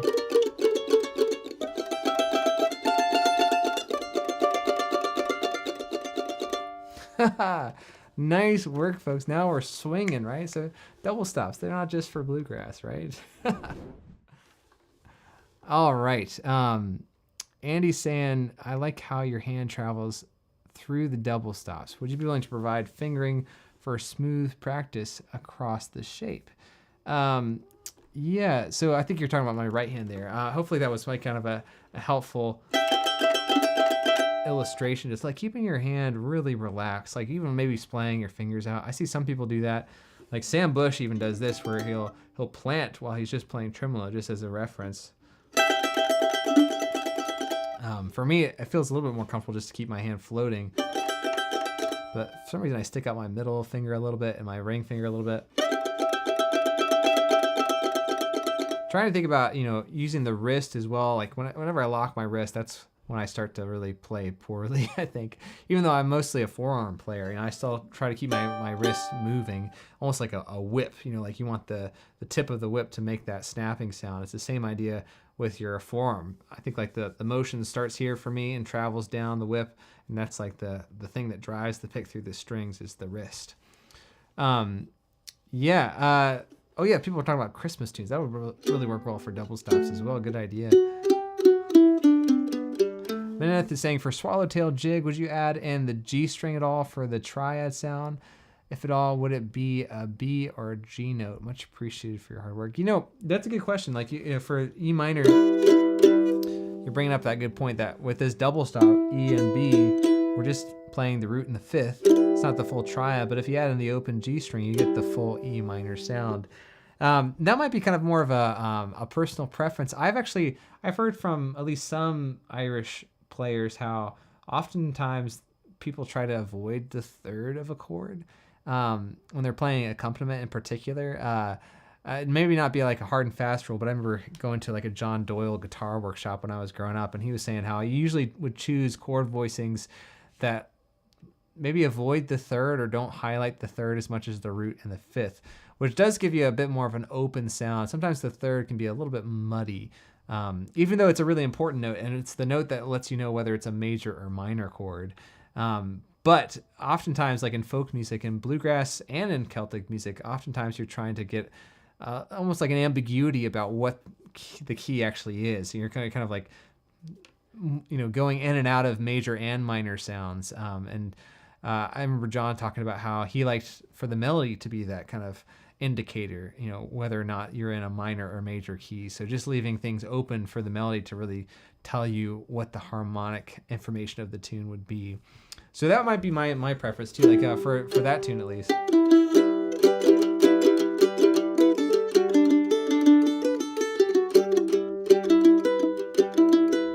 Especially it being such a low drone string, I think I hear that G string being used a lot in G tunes, like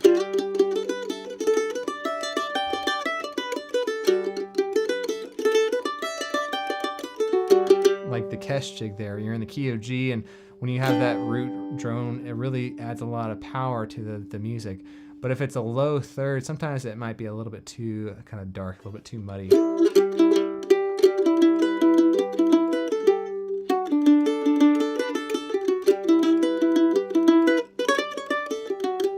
But again, it might be more preference than anything else. So try it yourself and see what you think. Lucy says, guys, my fingers are sore. Oh my goodness, but we have much to do yet, so don't give up. I know like some of these shapes can be pretty taxing on your fingers since you're working twice as hard as when you play a normal melody. But the more you do these, again, the easier it's gonna be for sure. Steven says the third is just obvious. Play something surprising. Often like in folk music, the root and the fifth are more important than the third, which is different from the jazz philosophy. So like with Dark Eyes, if you're soloing over that tune, a lot of people say when you're improvising, the notes you want to highlight the most are the third and the seventh of the chord, because that gives you kind of like the most information about what the chord actually is just through the melody of the solo that you're playing there. But often people try to avoid it just to, try to defer satisfaction or resolution to play something different, a little bit more surprising. But there's no wrong answer, which I love about music. There's just different answers. Yeah. Oh, Tom's asking, where can I go to find this and work more when I have more time? Great question. So all these streams that I do, there are tons of access to, I guess, like close to 80 streams that I've done all over on my Patreon page. You won't be able to find it just on the normal YouTube channel after the fact if you're not viewing live. But if you want to sign up, all paid tiers get access to these live streams after the fact. You can go back and get these PDFs and work with me through this stream at your own pace if you like. There's a link down below. So I know we're doing great. We're an hour 45 in. We got a couple things left to do. We're gonna see how we can use these double stop shapes as melodic devices for licks.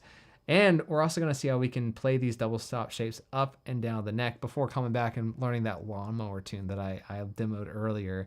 But I know it's about time for a coffee break here. So let's take a real short intermission and we'll be back in just a few minutes with some coffee and some more double stops to come. So don't go anywhere. We'll be right back.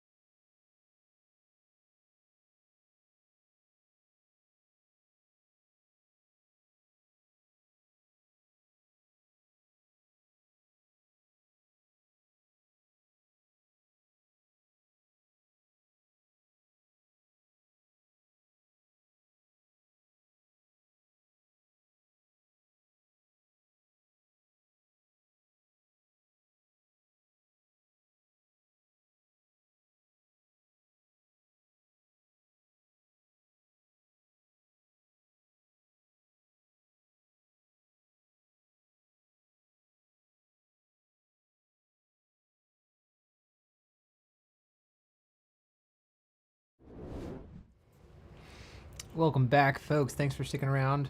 Hope you got nice coffee or tea and are ready to talk some more double stops here. You know, I've talked to some guitar players about this before.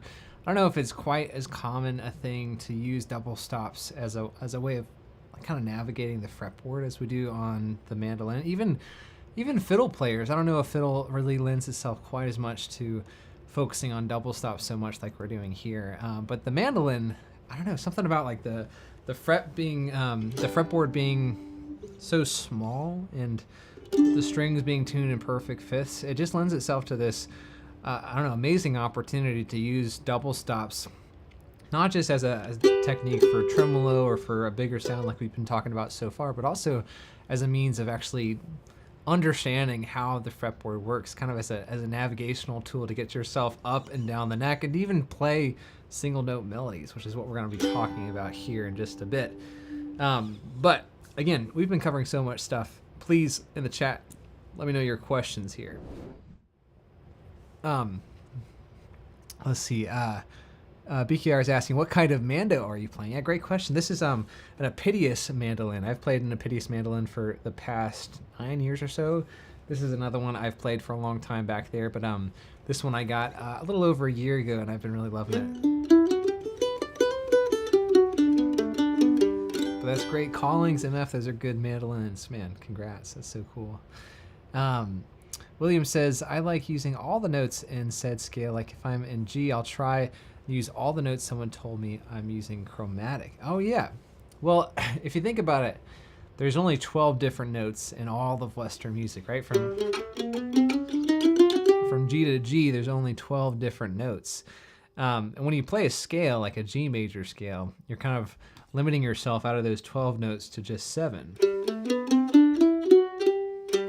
That's usually what we use to play a song, but you know, there's exceptions where we might use some of the notes in between the cracks as well, what someone calls like the chromatic scale, like you're saying.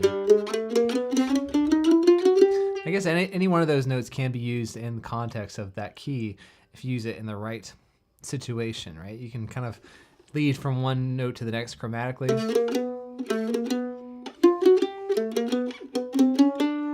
But you know, you see there, I'm kind of highlighting the G major arpeggio notes. I'm just walking up chromatically and using some of those notes that are in the cracks there, or even walking down.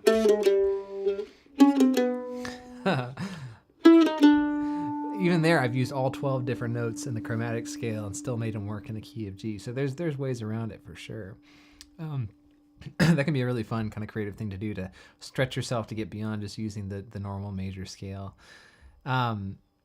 Julian's saying, I've been having so much fun exploring double stops and figuring out how to fit them into tunes I've been learning. That's so cool. Awesome.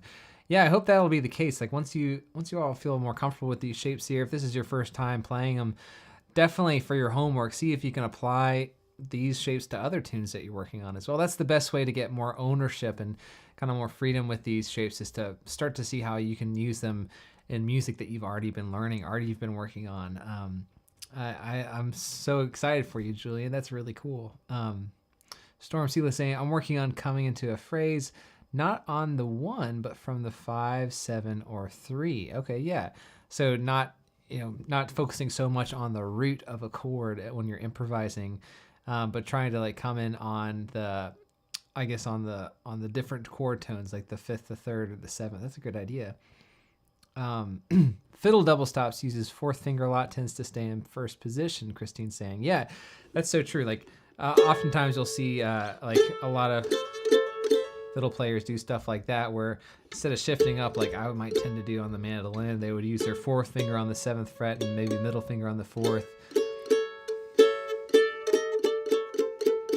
And that can be used on the mandolin, not so much. I guess since we have frets, it makes it a lot easier to shift up and down without worrying about intonation. So you can just use your ring finger instead of the 4th finger. It also allows you to get up and down the neck a little bit better too. Like you can go way, way up high with these double stops, as we'll see in just a bit here. So let's maybe take a time here to look at some of these double stop licks that are on the next page of our handout here. Check this out. So what I love about double stops is that not only can you use them to play tunes like Dark Eyes here, but you can also play melodic licks using these shapes as kind of a foothold or as a I don't know, a starting place to play around. So the best way to do this is just to see what it sounds like, just to try it for yourself. So check out lick number 1 here. We're starting off with this root position G major 3rd, right? And then we're using it as kind of like a starting and ending place to play this melodic lick, right? We're actually just playing one different note that aren't these 2 notes within the double stop to begin with, right? So we have 5 and 2, and then we're playing this lick. We're playing just the 3rd fret on the A string. That's the only note that's different. Otherwise, we're just playing kind of the notes of the double stop individually to create this melodic lick, right?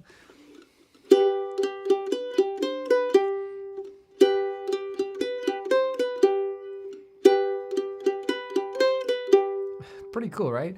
And just like we saw with the double stop shapes themselves, you can move this same shape as if you keep this fingerings the same, you can find the root of a different chord that you want to play and play that same double stop shape, right? So we did the same thing for C, right? Here's your C major root position shape for this major 3rd. And just like we did for the G major double stop, we can play this same lick without changing any fingerings,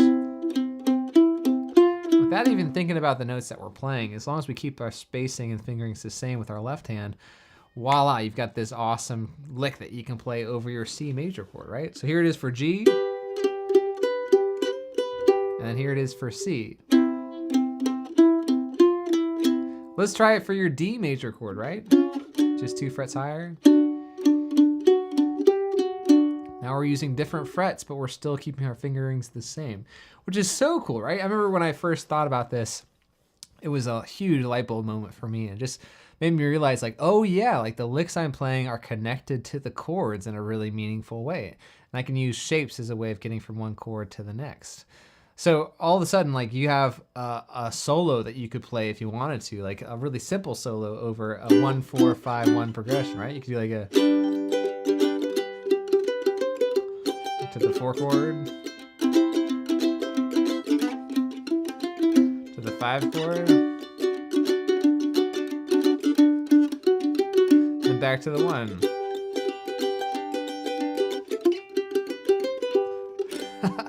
Hopefully that makes sense, and you can try that out on your own time. But let's move on to a couple other licks, because there's so much more that you can do with these shapes. Like, check out lick number 2. We're still centered around this same double stop earlier, right? The major 3rd G major double stop. But you can take this a lot further. Like, check this out. Oh, see, let me try that again.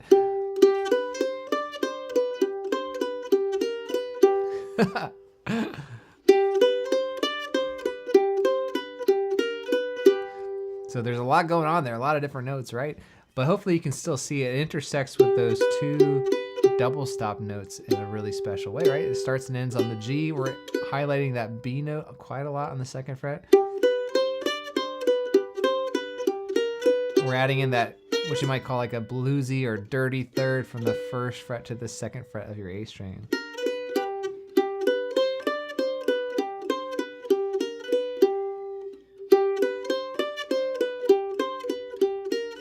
Just like that, right? Not too bad. You might hear a little Joanna crying in the background. I apologize. Let's check out this next double stop shape. So same thing for your G chord, right? Now we're shifting up to the 3rd on bottom, 5th on top, right? So G major again. There it is.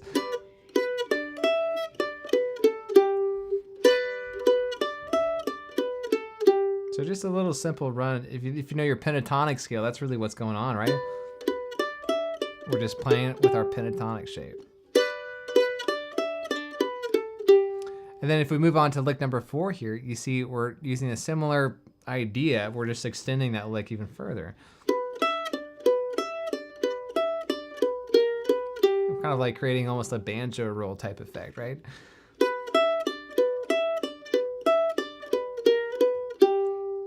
Nice. Well, let's see. What if we were to play this same shape for a different chord and use some of these licks over like your C major chord, for instance, right? So let's find the third on bottom C major double stop there. And we can play like lick number 3 over the C chord now, right? Just like that. Or lick number 4, right?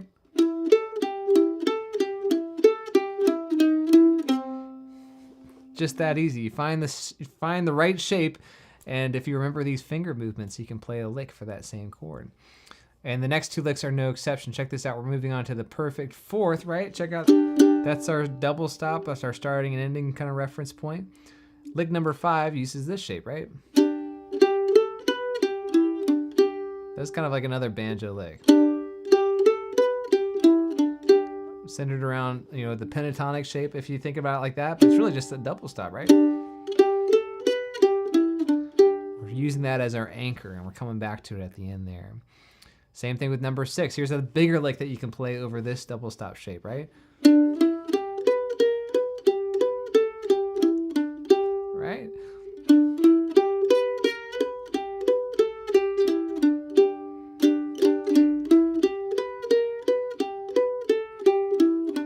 So fun, right? What about, let's see, what would be a weird chord that we could try these over? Something uncommon. Let me know in the chat here. What do you vote for? Something like E flat, F sharp. What could we transpose these licks to?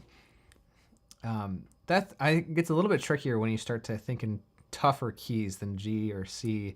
Let's see. Give me a shout out in the chat here. What do you think?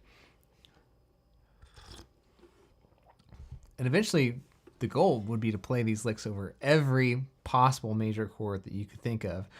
And that's what I would recommend too. I think like if you really want to go the extra mile with these shapes, so see if you can learn these shapes over every single major chord out there, which is tricky, you know, every single minor chord out there. Something that's really worthwhile doing, but it's kind of a lot. E flat, people are saying B flat. All right, let's try it over both E flat and B flat. So let's try number 5 over our E flat chord first. How do we do that? So that's perfect for 5th is on the bottom, right? So if you know your E flat triad, you have E flat, G, and B flat. So we're looking for a B flat note, and we're looking for it with our middle finger on a lower string so that we can make this shape, right? How do we do that? So let's see, B flat. We could, like, there's a B flat there, right? That could, well, no, that doesn't work because I can't really play that with my middle finger and get this same shape. So let's see, another one would be like maybe right there, right? The low B flat.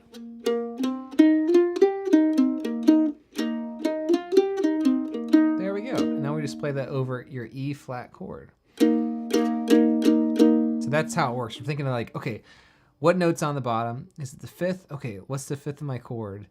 How can I find that with my middle finger? That's the thought process I'm going through here. And eventually, it just becomes so second nature where you're just like, oh yeah, that's my E flat shape that I'm going to use here. And I can just find it automatically. Just like, you know, you find your open G chord so easily. I promise that familiarity will come if you spend enough time with these. So let's find the same shape for our B flat chord now, right? So if you think about what's your B flat triad? Okay, B flat, D, F. So we're looking for an F note. You know, it's a B flat chord, but we're looking for the 5th, the F note with our middle finger to create this shape. So let's see, what can we do? Oh yeah, there it is right there. We just move one string higher, you know, higher sounding string down towards the floor to create this B flat shape. And then we have the same lick over a B flat chord, right? There's lick number 6 over your B flat chord as well. So I encourage you to test yourself, come up with these your own little test examples as you're playing through these licks. And for the sake of time, I don't think we'll be able to get to the licks over the 5ths and 6ths here, but you can do the exact same thing with the other shapes that we learned as well. So just to give you the full view of what's going on here, on that page, you know, on the bottom of this page, you can see there's licks for the 5ths and 6th shapes, and then it carries over into the next page as well. I'll leave you to check out licks 7 through 12 on your own if you want. You can grab these handouts over on Patreon again. But let's check out the bottom of this page here, building a break example. So this is showing you how you can take some of those licks and create kind of a meaningful solo, albeit simple, you know, just using these different ideas around double stops. So check this out. So here is our example. We're checking out like lick number 1 here for your G chord. And then when we get to our C chord, we're playing a different lick.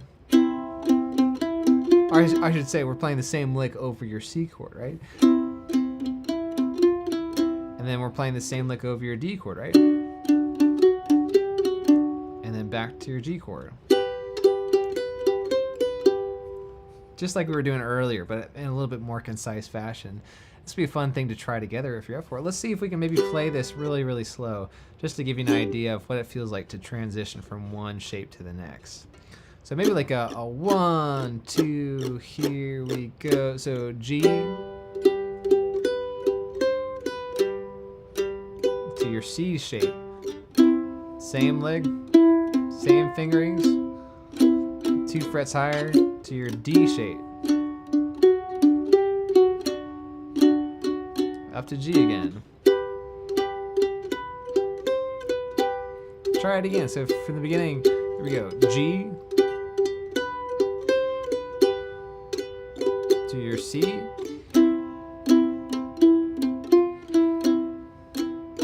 your D. Back to G to finish it. Just like that, yeah. And you can interchange any of the licks that we were looking at earlier with these. You don't have to play the same lick for every chord, which is a great way to practice them if you want to. So, you know, mess around, like copy and paste some of those different licks in those spaces, and all of a sudden you're going to have your own break, which is so fun. That's really what's happening, I think, when a solo is happening. When a great player's taking a solo, they're using these shapes and their huge catalog of licks that they've learned over the years, and their fingers are just kind of doing the work for them to stitch these things together in a meaningful way.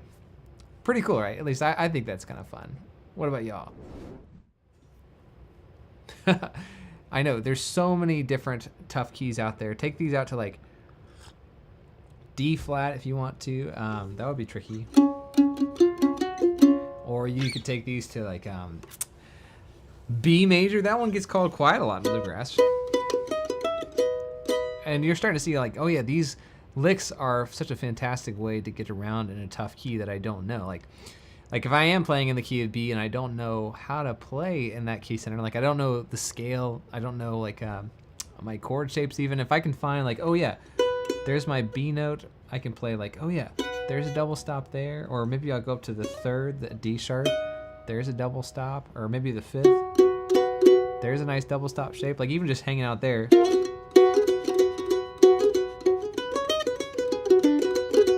You can build a solo just around this position, which is so fun, right?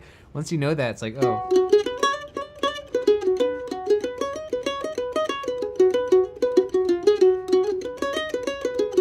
I'm sure you can do it better than me, but just a couple of ideas. It is really fun, Stacey. Yeah, I know.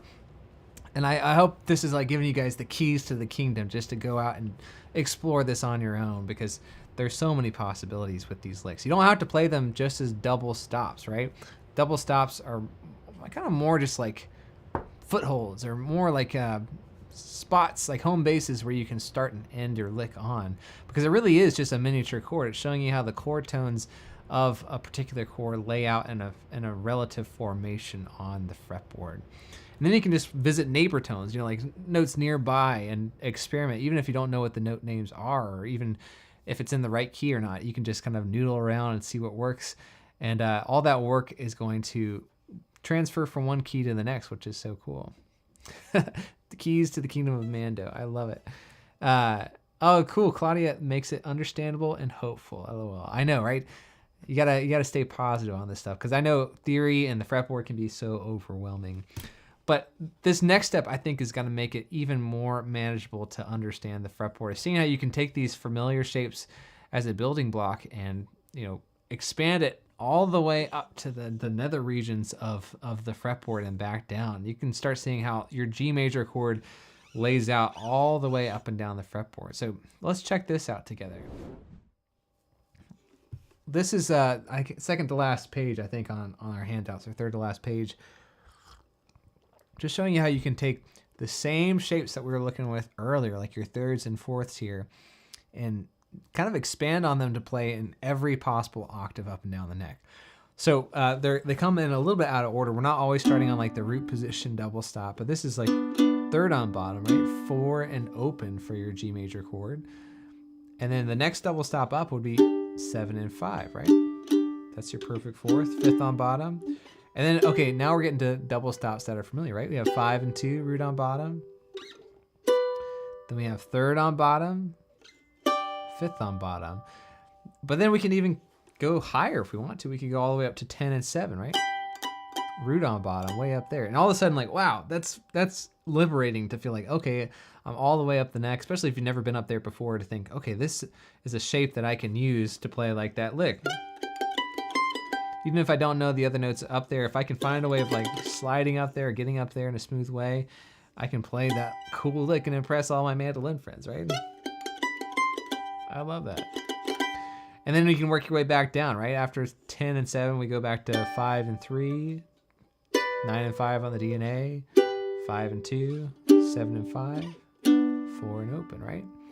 That's a great practice technique. In fact, sometimes I'll just like add some loose tremolo with my right hand and maybe like slide into the double stops as I go up.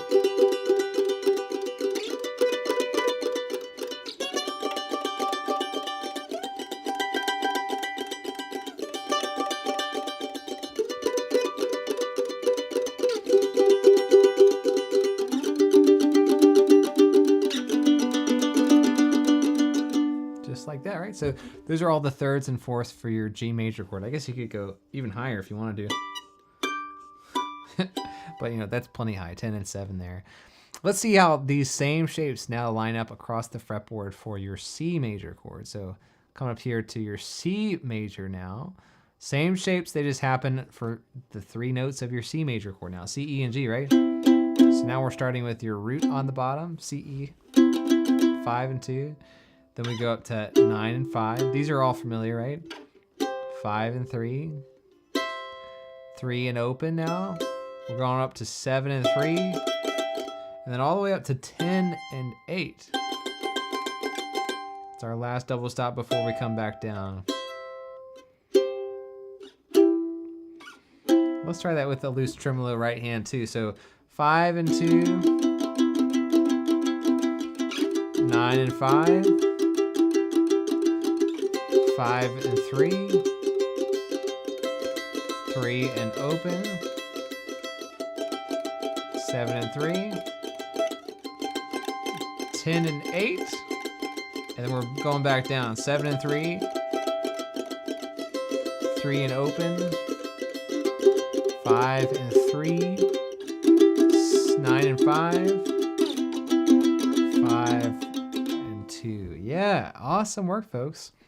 Same shapes, they just happen kind of in different places. The cool thing is, though, they happen in the same order, too. I don't know if you noticed that. So, like, after your root position, it's always third on bottom, always fifth on bottom after that. And then it kind of repeats, right? Root on bottom, third on bottom, fifth on bottom. So just something to keep in mind. And check that out in thought with this D major double stop up and down the neck exercise, too. So same idea here. Now we're starting on 2 and open. 7 and 4 would be our next one. 4 and open. Lots of open strings with this one, which is nice. 7 and 5. 5 and 2. 9 and 5. And then we're going to go all the way up to 12 and 10 with this one too, just for fun. And then work our way back down. 9 and 5. 5 and 2. 7 and 5. 4 and open. 7 and 4. 2 and open, right? Let's add that tremolo in again. Here we go. So 2 and open. 7 and 4. 4 and open. 7 and 5. Up to A and E, we have 5 and 2. 9 and 5. All the way up to 12 and 10. We're coming back down.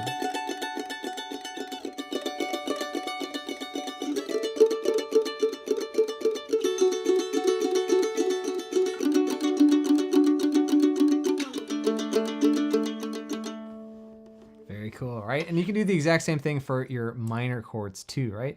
Check this out. So for E minor, E, G, and B, we're using, you know, the same shapes here for thirds and fourths, just in different orders. So like, here's your fifth on bottom, 4 and 2.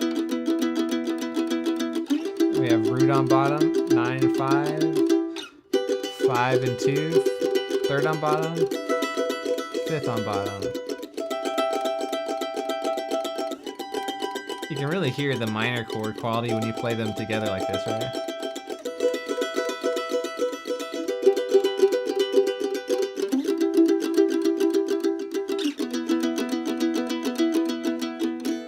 Just like that.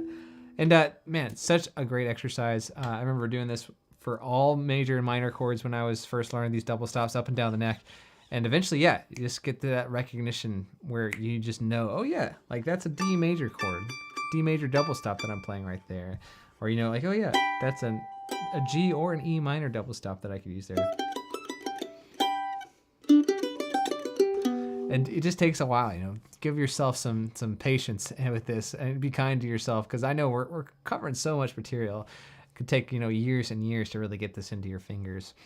And of course, you can do the same thing with fifths and sixths. We won't go into detail about that now, but you can use those same shapes up and down the neck as these handouts are covering here. But let's catch up. I know we covered quite a lot since we've been back here.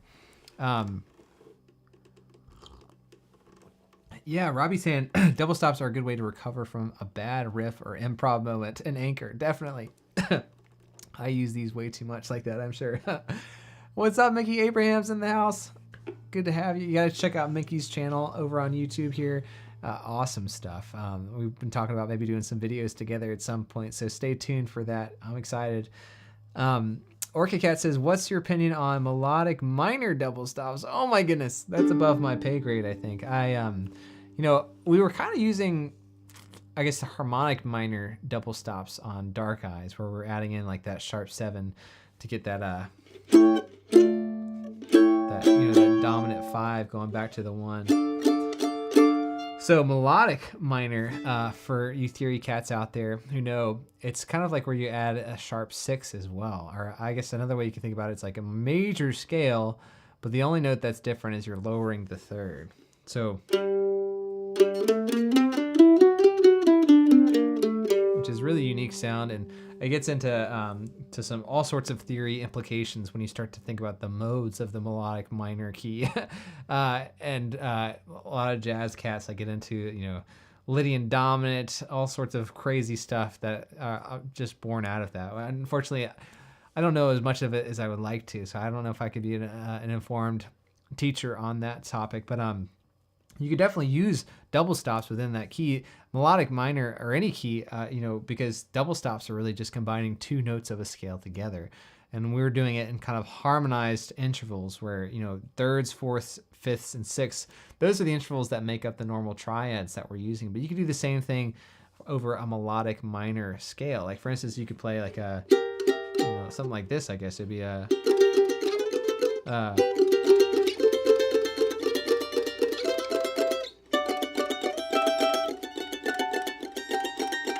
you know, that would be kind of that scale, harmonized scale idea for the melodic minor. I've never done that before. It's interesting. But yeah, you could use those as miniature chords for all the different chords along the melodic minor scale as well. Matt says, this is really helping with unfamiliar keys. I'm so glad. Yeah, I think so too. It really just gives you some confidence whenever you're playing at a jam, someone calls like the key of E flat, or, you know, even some of the more familiar ones like C major. Sometimes I don't really know what to play on C major. So if I can find, like, you know, my C major double stop, you know, it just makes it a lot easier to have these shapes that I know will sound good over a certain chord, and then I can play around them. I probably use them too much, I'm sure. Claudia says, I was a music major and I could never remember the modes. I understand. I think you know, sometimes they're talked about more than they should be, because I don't know if they're super applicable to a lot of styles of music that we play. Let's see. Let's see. Susie says, I'm still a beginner, but still made so many mental connections today. Oh, that's awesome to hear. I can see also how a lot of what you have taught today can help even more advanced. I love doing that too. You know, these techniques, they're useful for no matter what skill you are, but the cool thing is that you can take them as far as you want to. And I hope this will give you the tools to do that no matter what level you're at here. So yeah, Christine is saying when to put the melody note on top. That's a great question. I neglected to say, you know, for earlier we were talking about thirds and fourths with Where the Soul of Man Never Dies.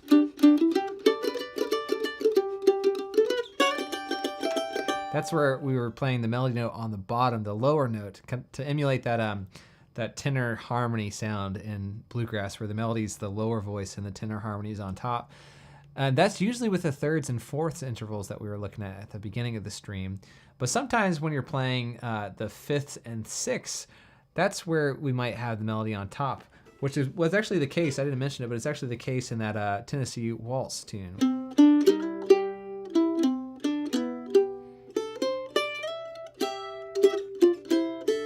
where you're actually playing the melody on the higher string and you're playing the harmonized note on the bottom. So usually that's what I see, where the fifths and sixths are melody on top, thirds and fourths are melody on bottom. There's definitely exceptions to the rule, but that might be a good place to start. Great question. Well, we're getting close to the end of our stream here, but I know I've got to fess up here. I've got to cough up for this tune, Lawnmower. Let's see if we can work through this together. Thank you all again for the amazing super chats. Your support means so much. Oh my goodness. And we wouldn't be here without y'all. So let's check this out together. Lawnmower. You know, kind of a funny story about this one before I dive into it is that there's an amazing record by Bela Fleck called Drive. I don't know if you've heard that one. And it opens with this track called Whitewater, which is kind of a classic in some bluegrass circles. It's really hard driving bluegrass tune. Starts with banjo.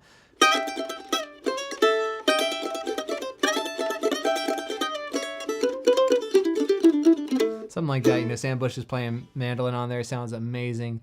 But I've always loved that tune. I've actually learned pretty much like every solo Sam Bush played on that record. And I got into the weeds looking at some live concerts of them playing that music back in the day, because I think it came out in the early 90s or late 80s. And there's a special show that the whole album band did at the Birchmere in Virginia near DC right around the release of this record. It was actually right before the release. They just got out of the studio having recorded this tune and the whole record. And they get ready to play this tune and they introduce it as Lawnmower, which was kind of a mind-blowing moment for me because I've always known this tune as Whitewater. That's what it says on the record. But I was like, wow, that's a fantastic name for like a hard driving bluegrass tune. So as an inside joke, I decided to write one kind of similar to Whitewater and to name it Lawnmower after the amazing Bela Fleck here. So you can find that concert. I think it's online. It's on YouTube. Bluegrass All-Stars at the Birchmere. So good, so good. But this tune uses a lot of double stops, like I was saying, a lot of fifths to create this angular sound.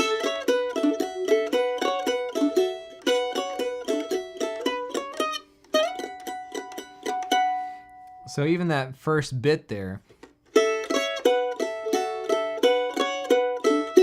kind of using the open strings as a fifth. We're barring down with our index finger on the second fret as another fifth. And we're just using kind of the open strings as incidental notes. So if we're playing a melody note on a lower string, I'm kind of using the higher open string as a double stop, an incidental double stop.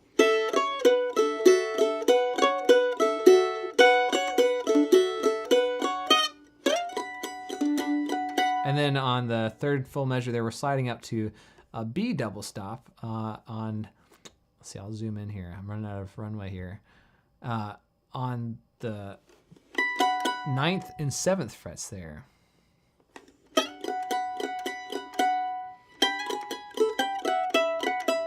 And then we're doing this kind of weird chromatic thing.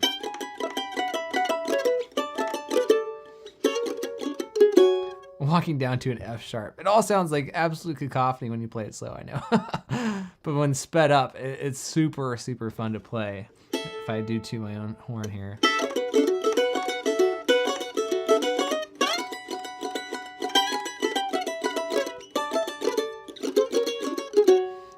repeats.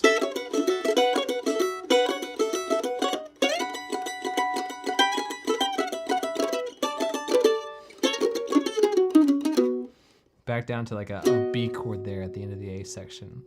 And I'll walk through it again a little bit slower here, but let's check out the B section while we're at it. Oh, you know what? I think since this is the last page of my document, I might have to do this here. Let's see, is that working for us? There we go. So for the B section, there we go. Technical difficulty here. So we're starting on a D chord, this D double stop here. Then sliding all the way up to the 12th and 9th frets for an A double stop. And then after that, we're kind of shifting to E double stop on the 11th and 7th fret.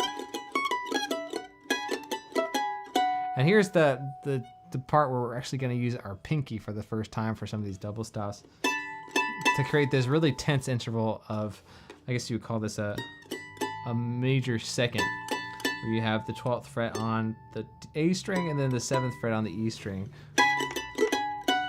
It's kind of like a little tense neighbor tone there while you're letting that high note ring out on the E string. Then it kind of repeats again for the last line.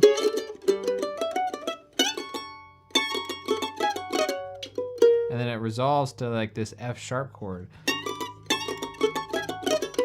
which involves a little bit of shifting there. We're starting off with this double stop here on the 13th and 9th fret. Then shifting back down to the 8th fret on the D string eventually. Tricky, right? And that repeats, so... sorry.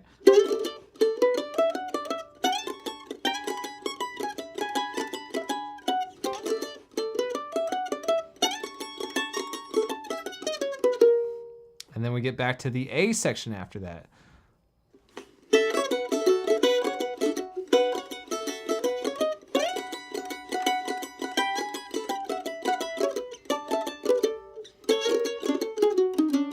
Just take the second ending there to end out the form.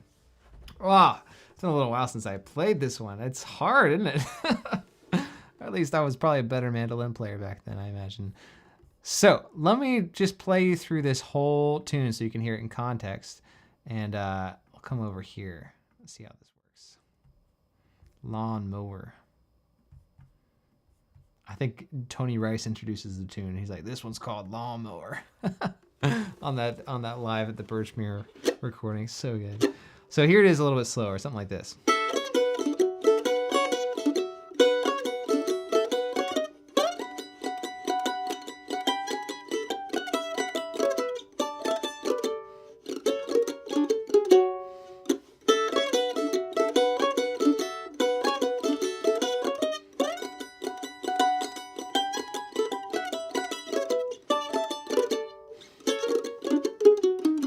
Onto the B section.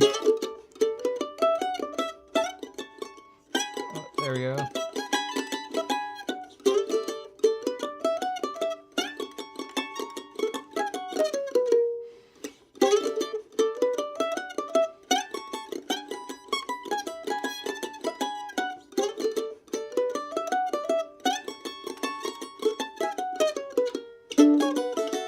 Back to the A.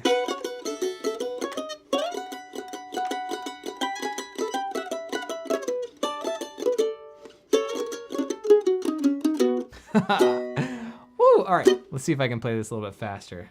So it might be played more around this tempo here.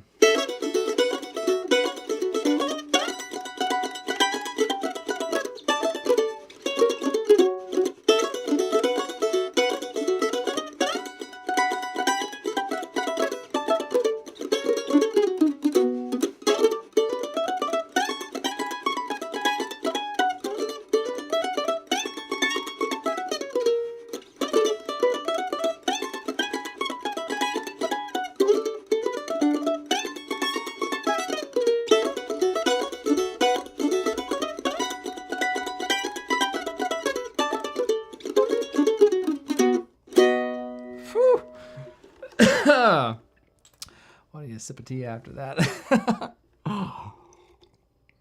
So that's Lawnmower. Let me know here if you have any questions about it. If you want to hear a better performance of it, check out the studio version, which features David Greer on guitar, Mike Burnett on fiddle, Missy Raines on the bass. It was such a fun record. It's from The Golden Angle. I did it over a couple sessions in Nashville a long time ago. It's coming up on like 7 years now. It's crazy. 8 years. Wow. But that's all over there if you want to check it out too. And again, these transcriptions here, this transcription as well is included over on Patreon for the stream here. Let's see. Let me catch up with you all here real quick. Oh, so many thanks. Thank you all so much for being here. This has been really fun. Thanks for the handouts and Death Workshop. Yeah, I want to do more stuff like this as well. So please check out the Patreon page if you're over there already. We'll be doing some more polls on what topics to check out next here. I know we've talked about maybe playing up the neck. That's one that would be fun topic to check out. We've also been talking about maybe learning tunes by ear, or how to get back on track if you lose your place at the jam. That was another good topic. Andrew says, tomorrow I will be better than I am today. That is the hope for all of us. As a new dad, I feel like I'm worse the next day because I haven't been practicing as much as I would like to, but it is all a journey. You know, I think we grow as people as well as musicians too. So glad you guys like this tune as well. Yeah, and double stops are so important. It really is a great way to connect the dots for so many things on the mandolin. So glad to hear you folks have enjoyed this. Thank you for joining on Patreon, Patty. That's so cool. Let's see. Guitar Zana, thank you. I've learned a lot, so much to work on. Love how the mandolin is so pattern driven. Yeah, making things easier to grasp. I agree. You know, I don't know what I'd do without these helpful shapes. In fact, like, you really don't have to think about much once you learn the shapes, which I know is maybe a crutch. We probably should think about this, what's going on, think about the theory, the intervals, and all that stuff. That's why I like to include that in these lessons as well. But if you know the physicality of the shapes and how they work, you can just rely on those patterns and get by. It's pretty cool. But yeah, y'all are so welcome. I'm glad that this helped folks get started, help folks dig a little bit deeper in this topic. Super, super fun. Well, just by way of reminder too, I wanted to say I will be teaching some more at I will be teaching some more at a few camps this spring, this summer. If you want to have some more in-depth material like we've been going through here, check out Fiddle Hell. That's coming up this upcoming weekend, actually. So about a week's time. You can find the link in the chat. And then also, I'll be doing a workshop at the Swannanoa Gathering this summer, which I'm really excited about too. It's kind of like the camp that I grew up going to, and it's a big honor to get to teach there. The staff this year is pretty stacked. Like Joe K. Walsh is the new coordinator, and you got Ellen Bybee, Sharon Gilchrist, Hayes Griffin, Katarina Lichtenberg, Mike Marshall, John Reichman, Don Sternberg. Just, you know, the mandolin staff alone, and you got fiddle and banjo as well, which is super fun. So come check that out. It's in Swannanoa, North Carolina, and happens at the end of June into July. It would be super fun to see you guys there.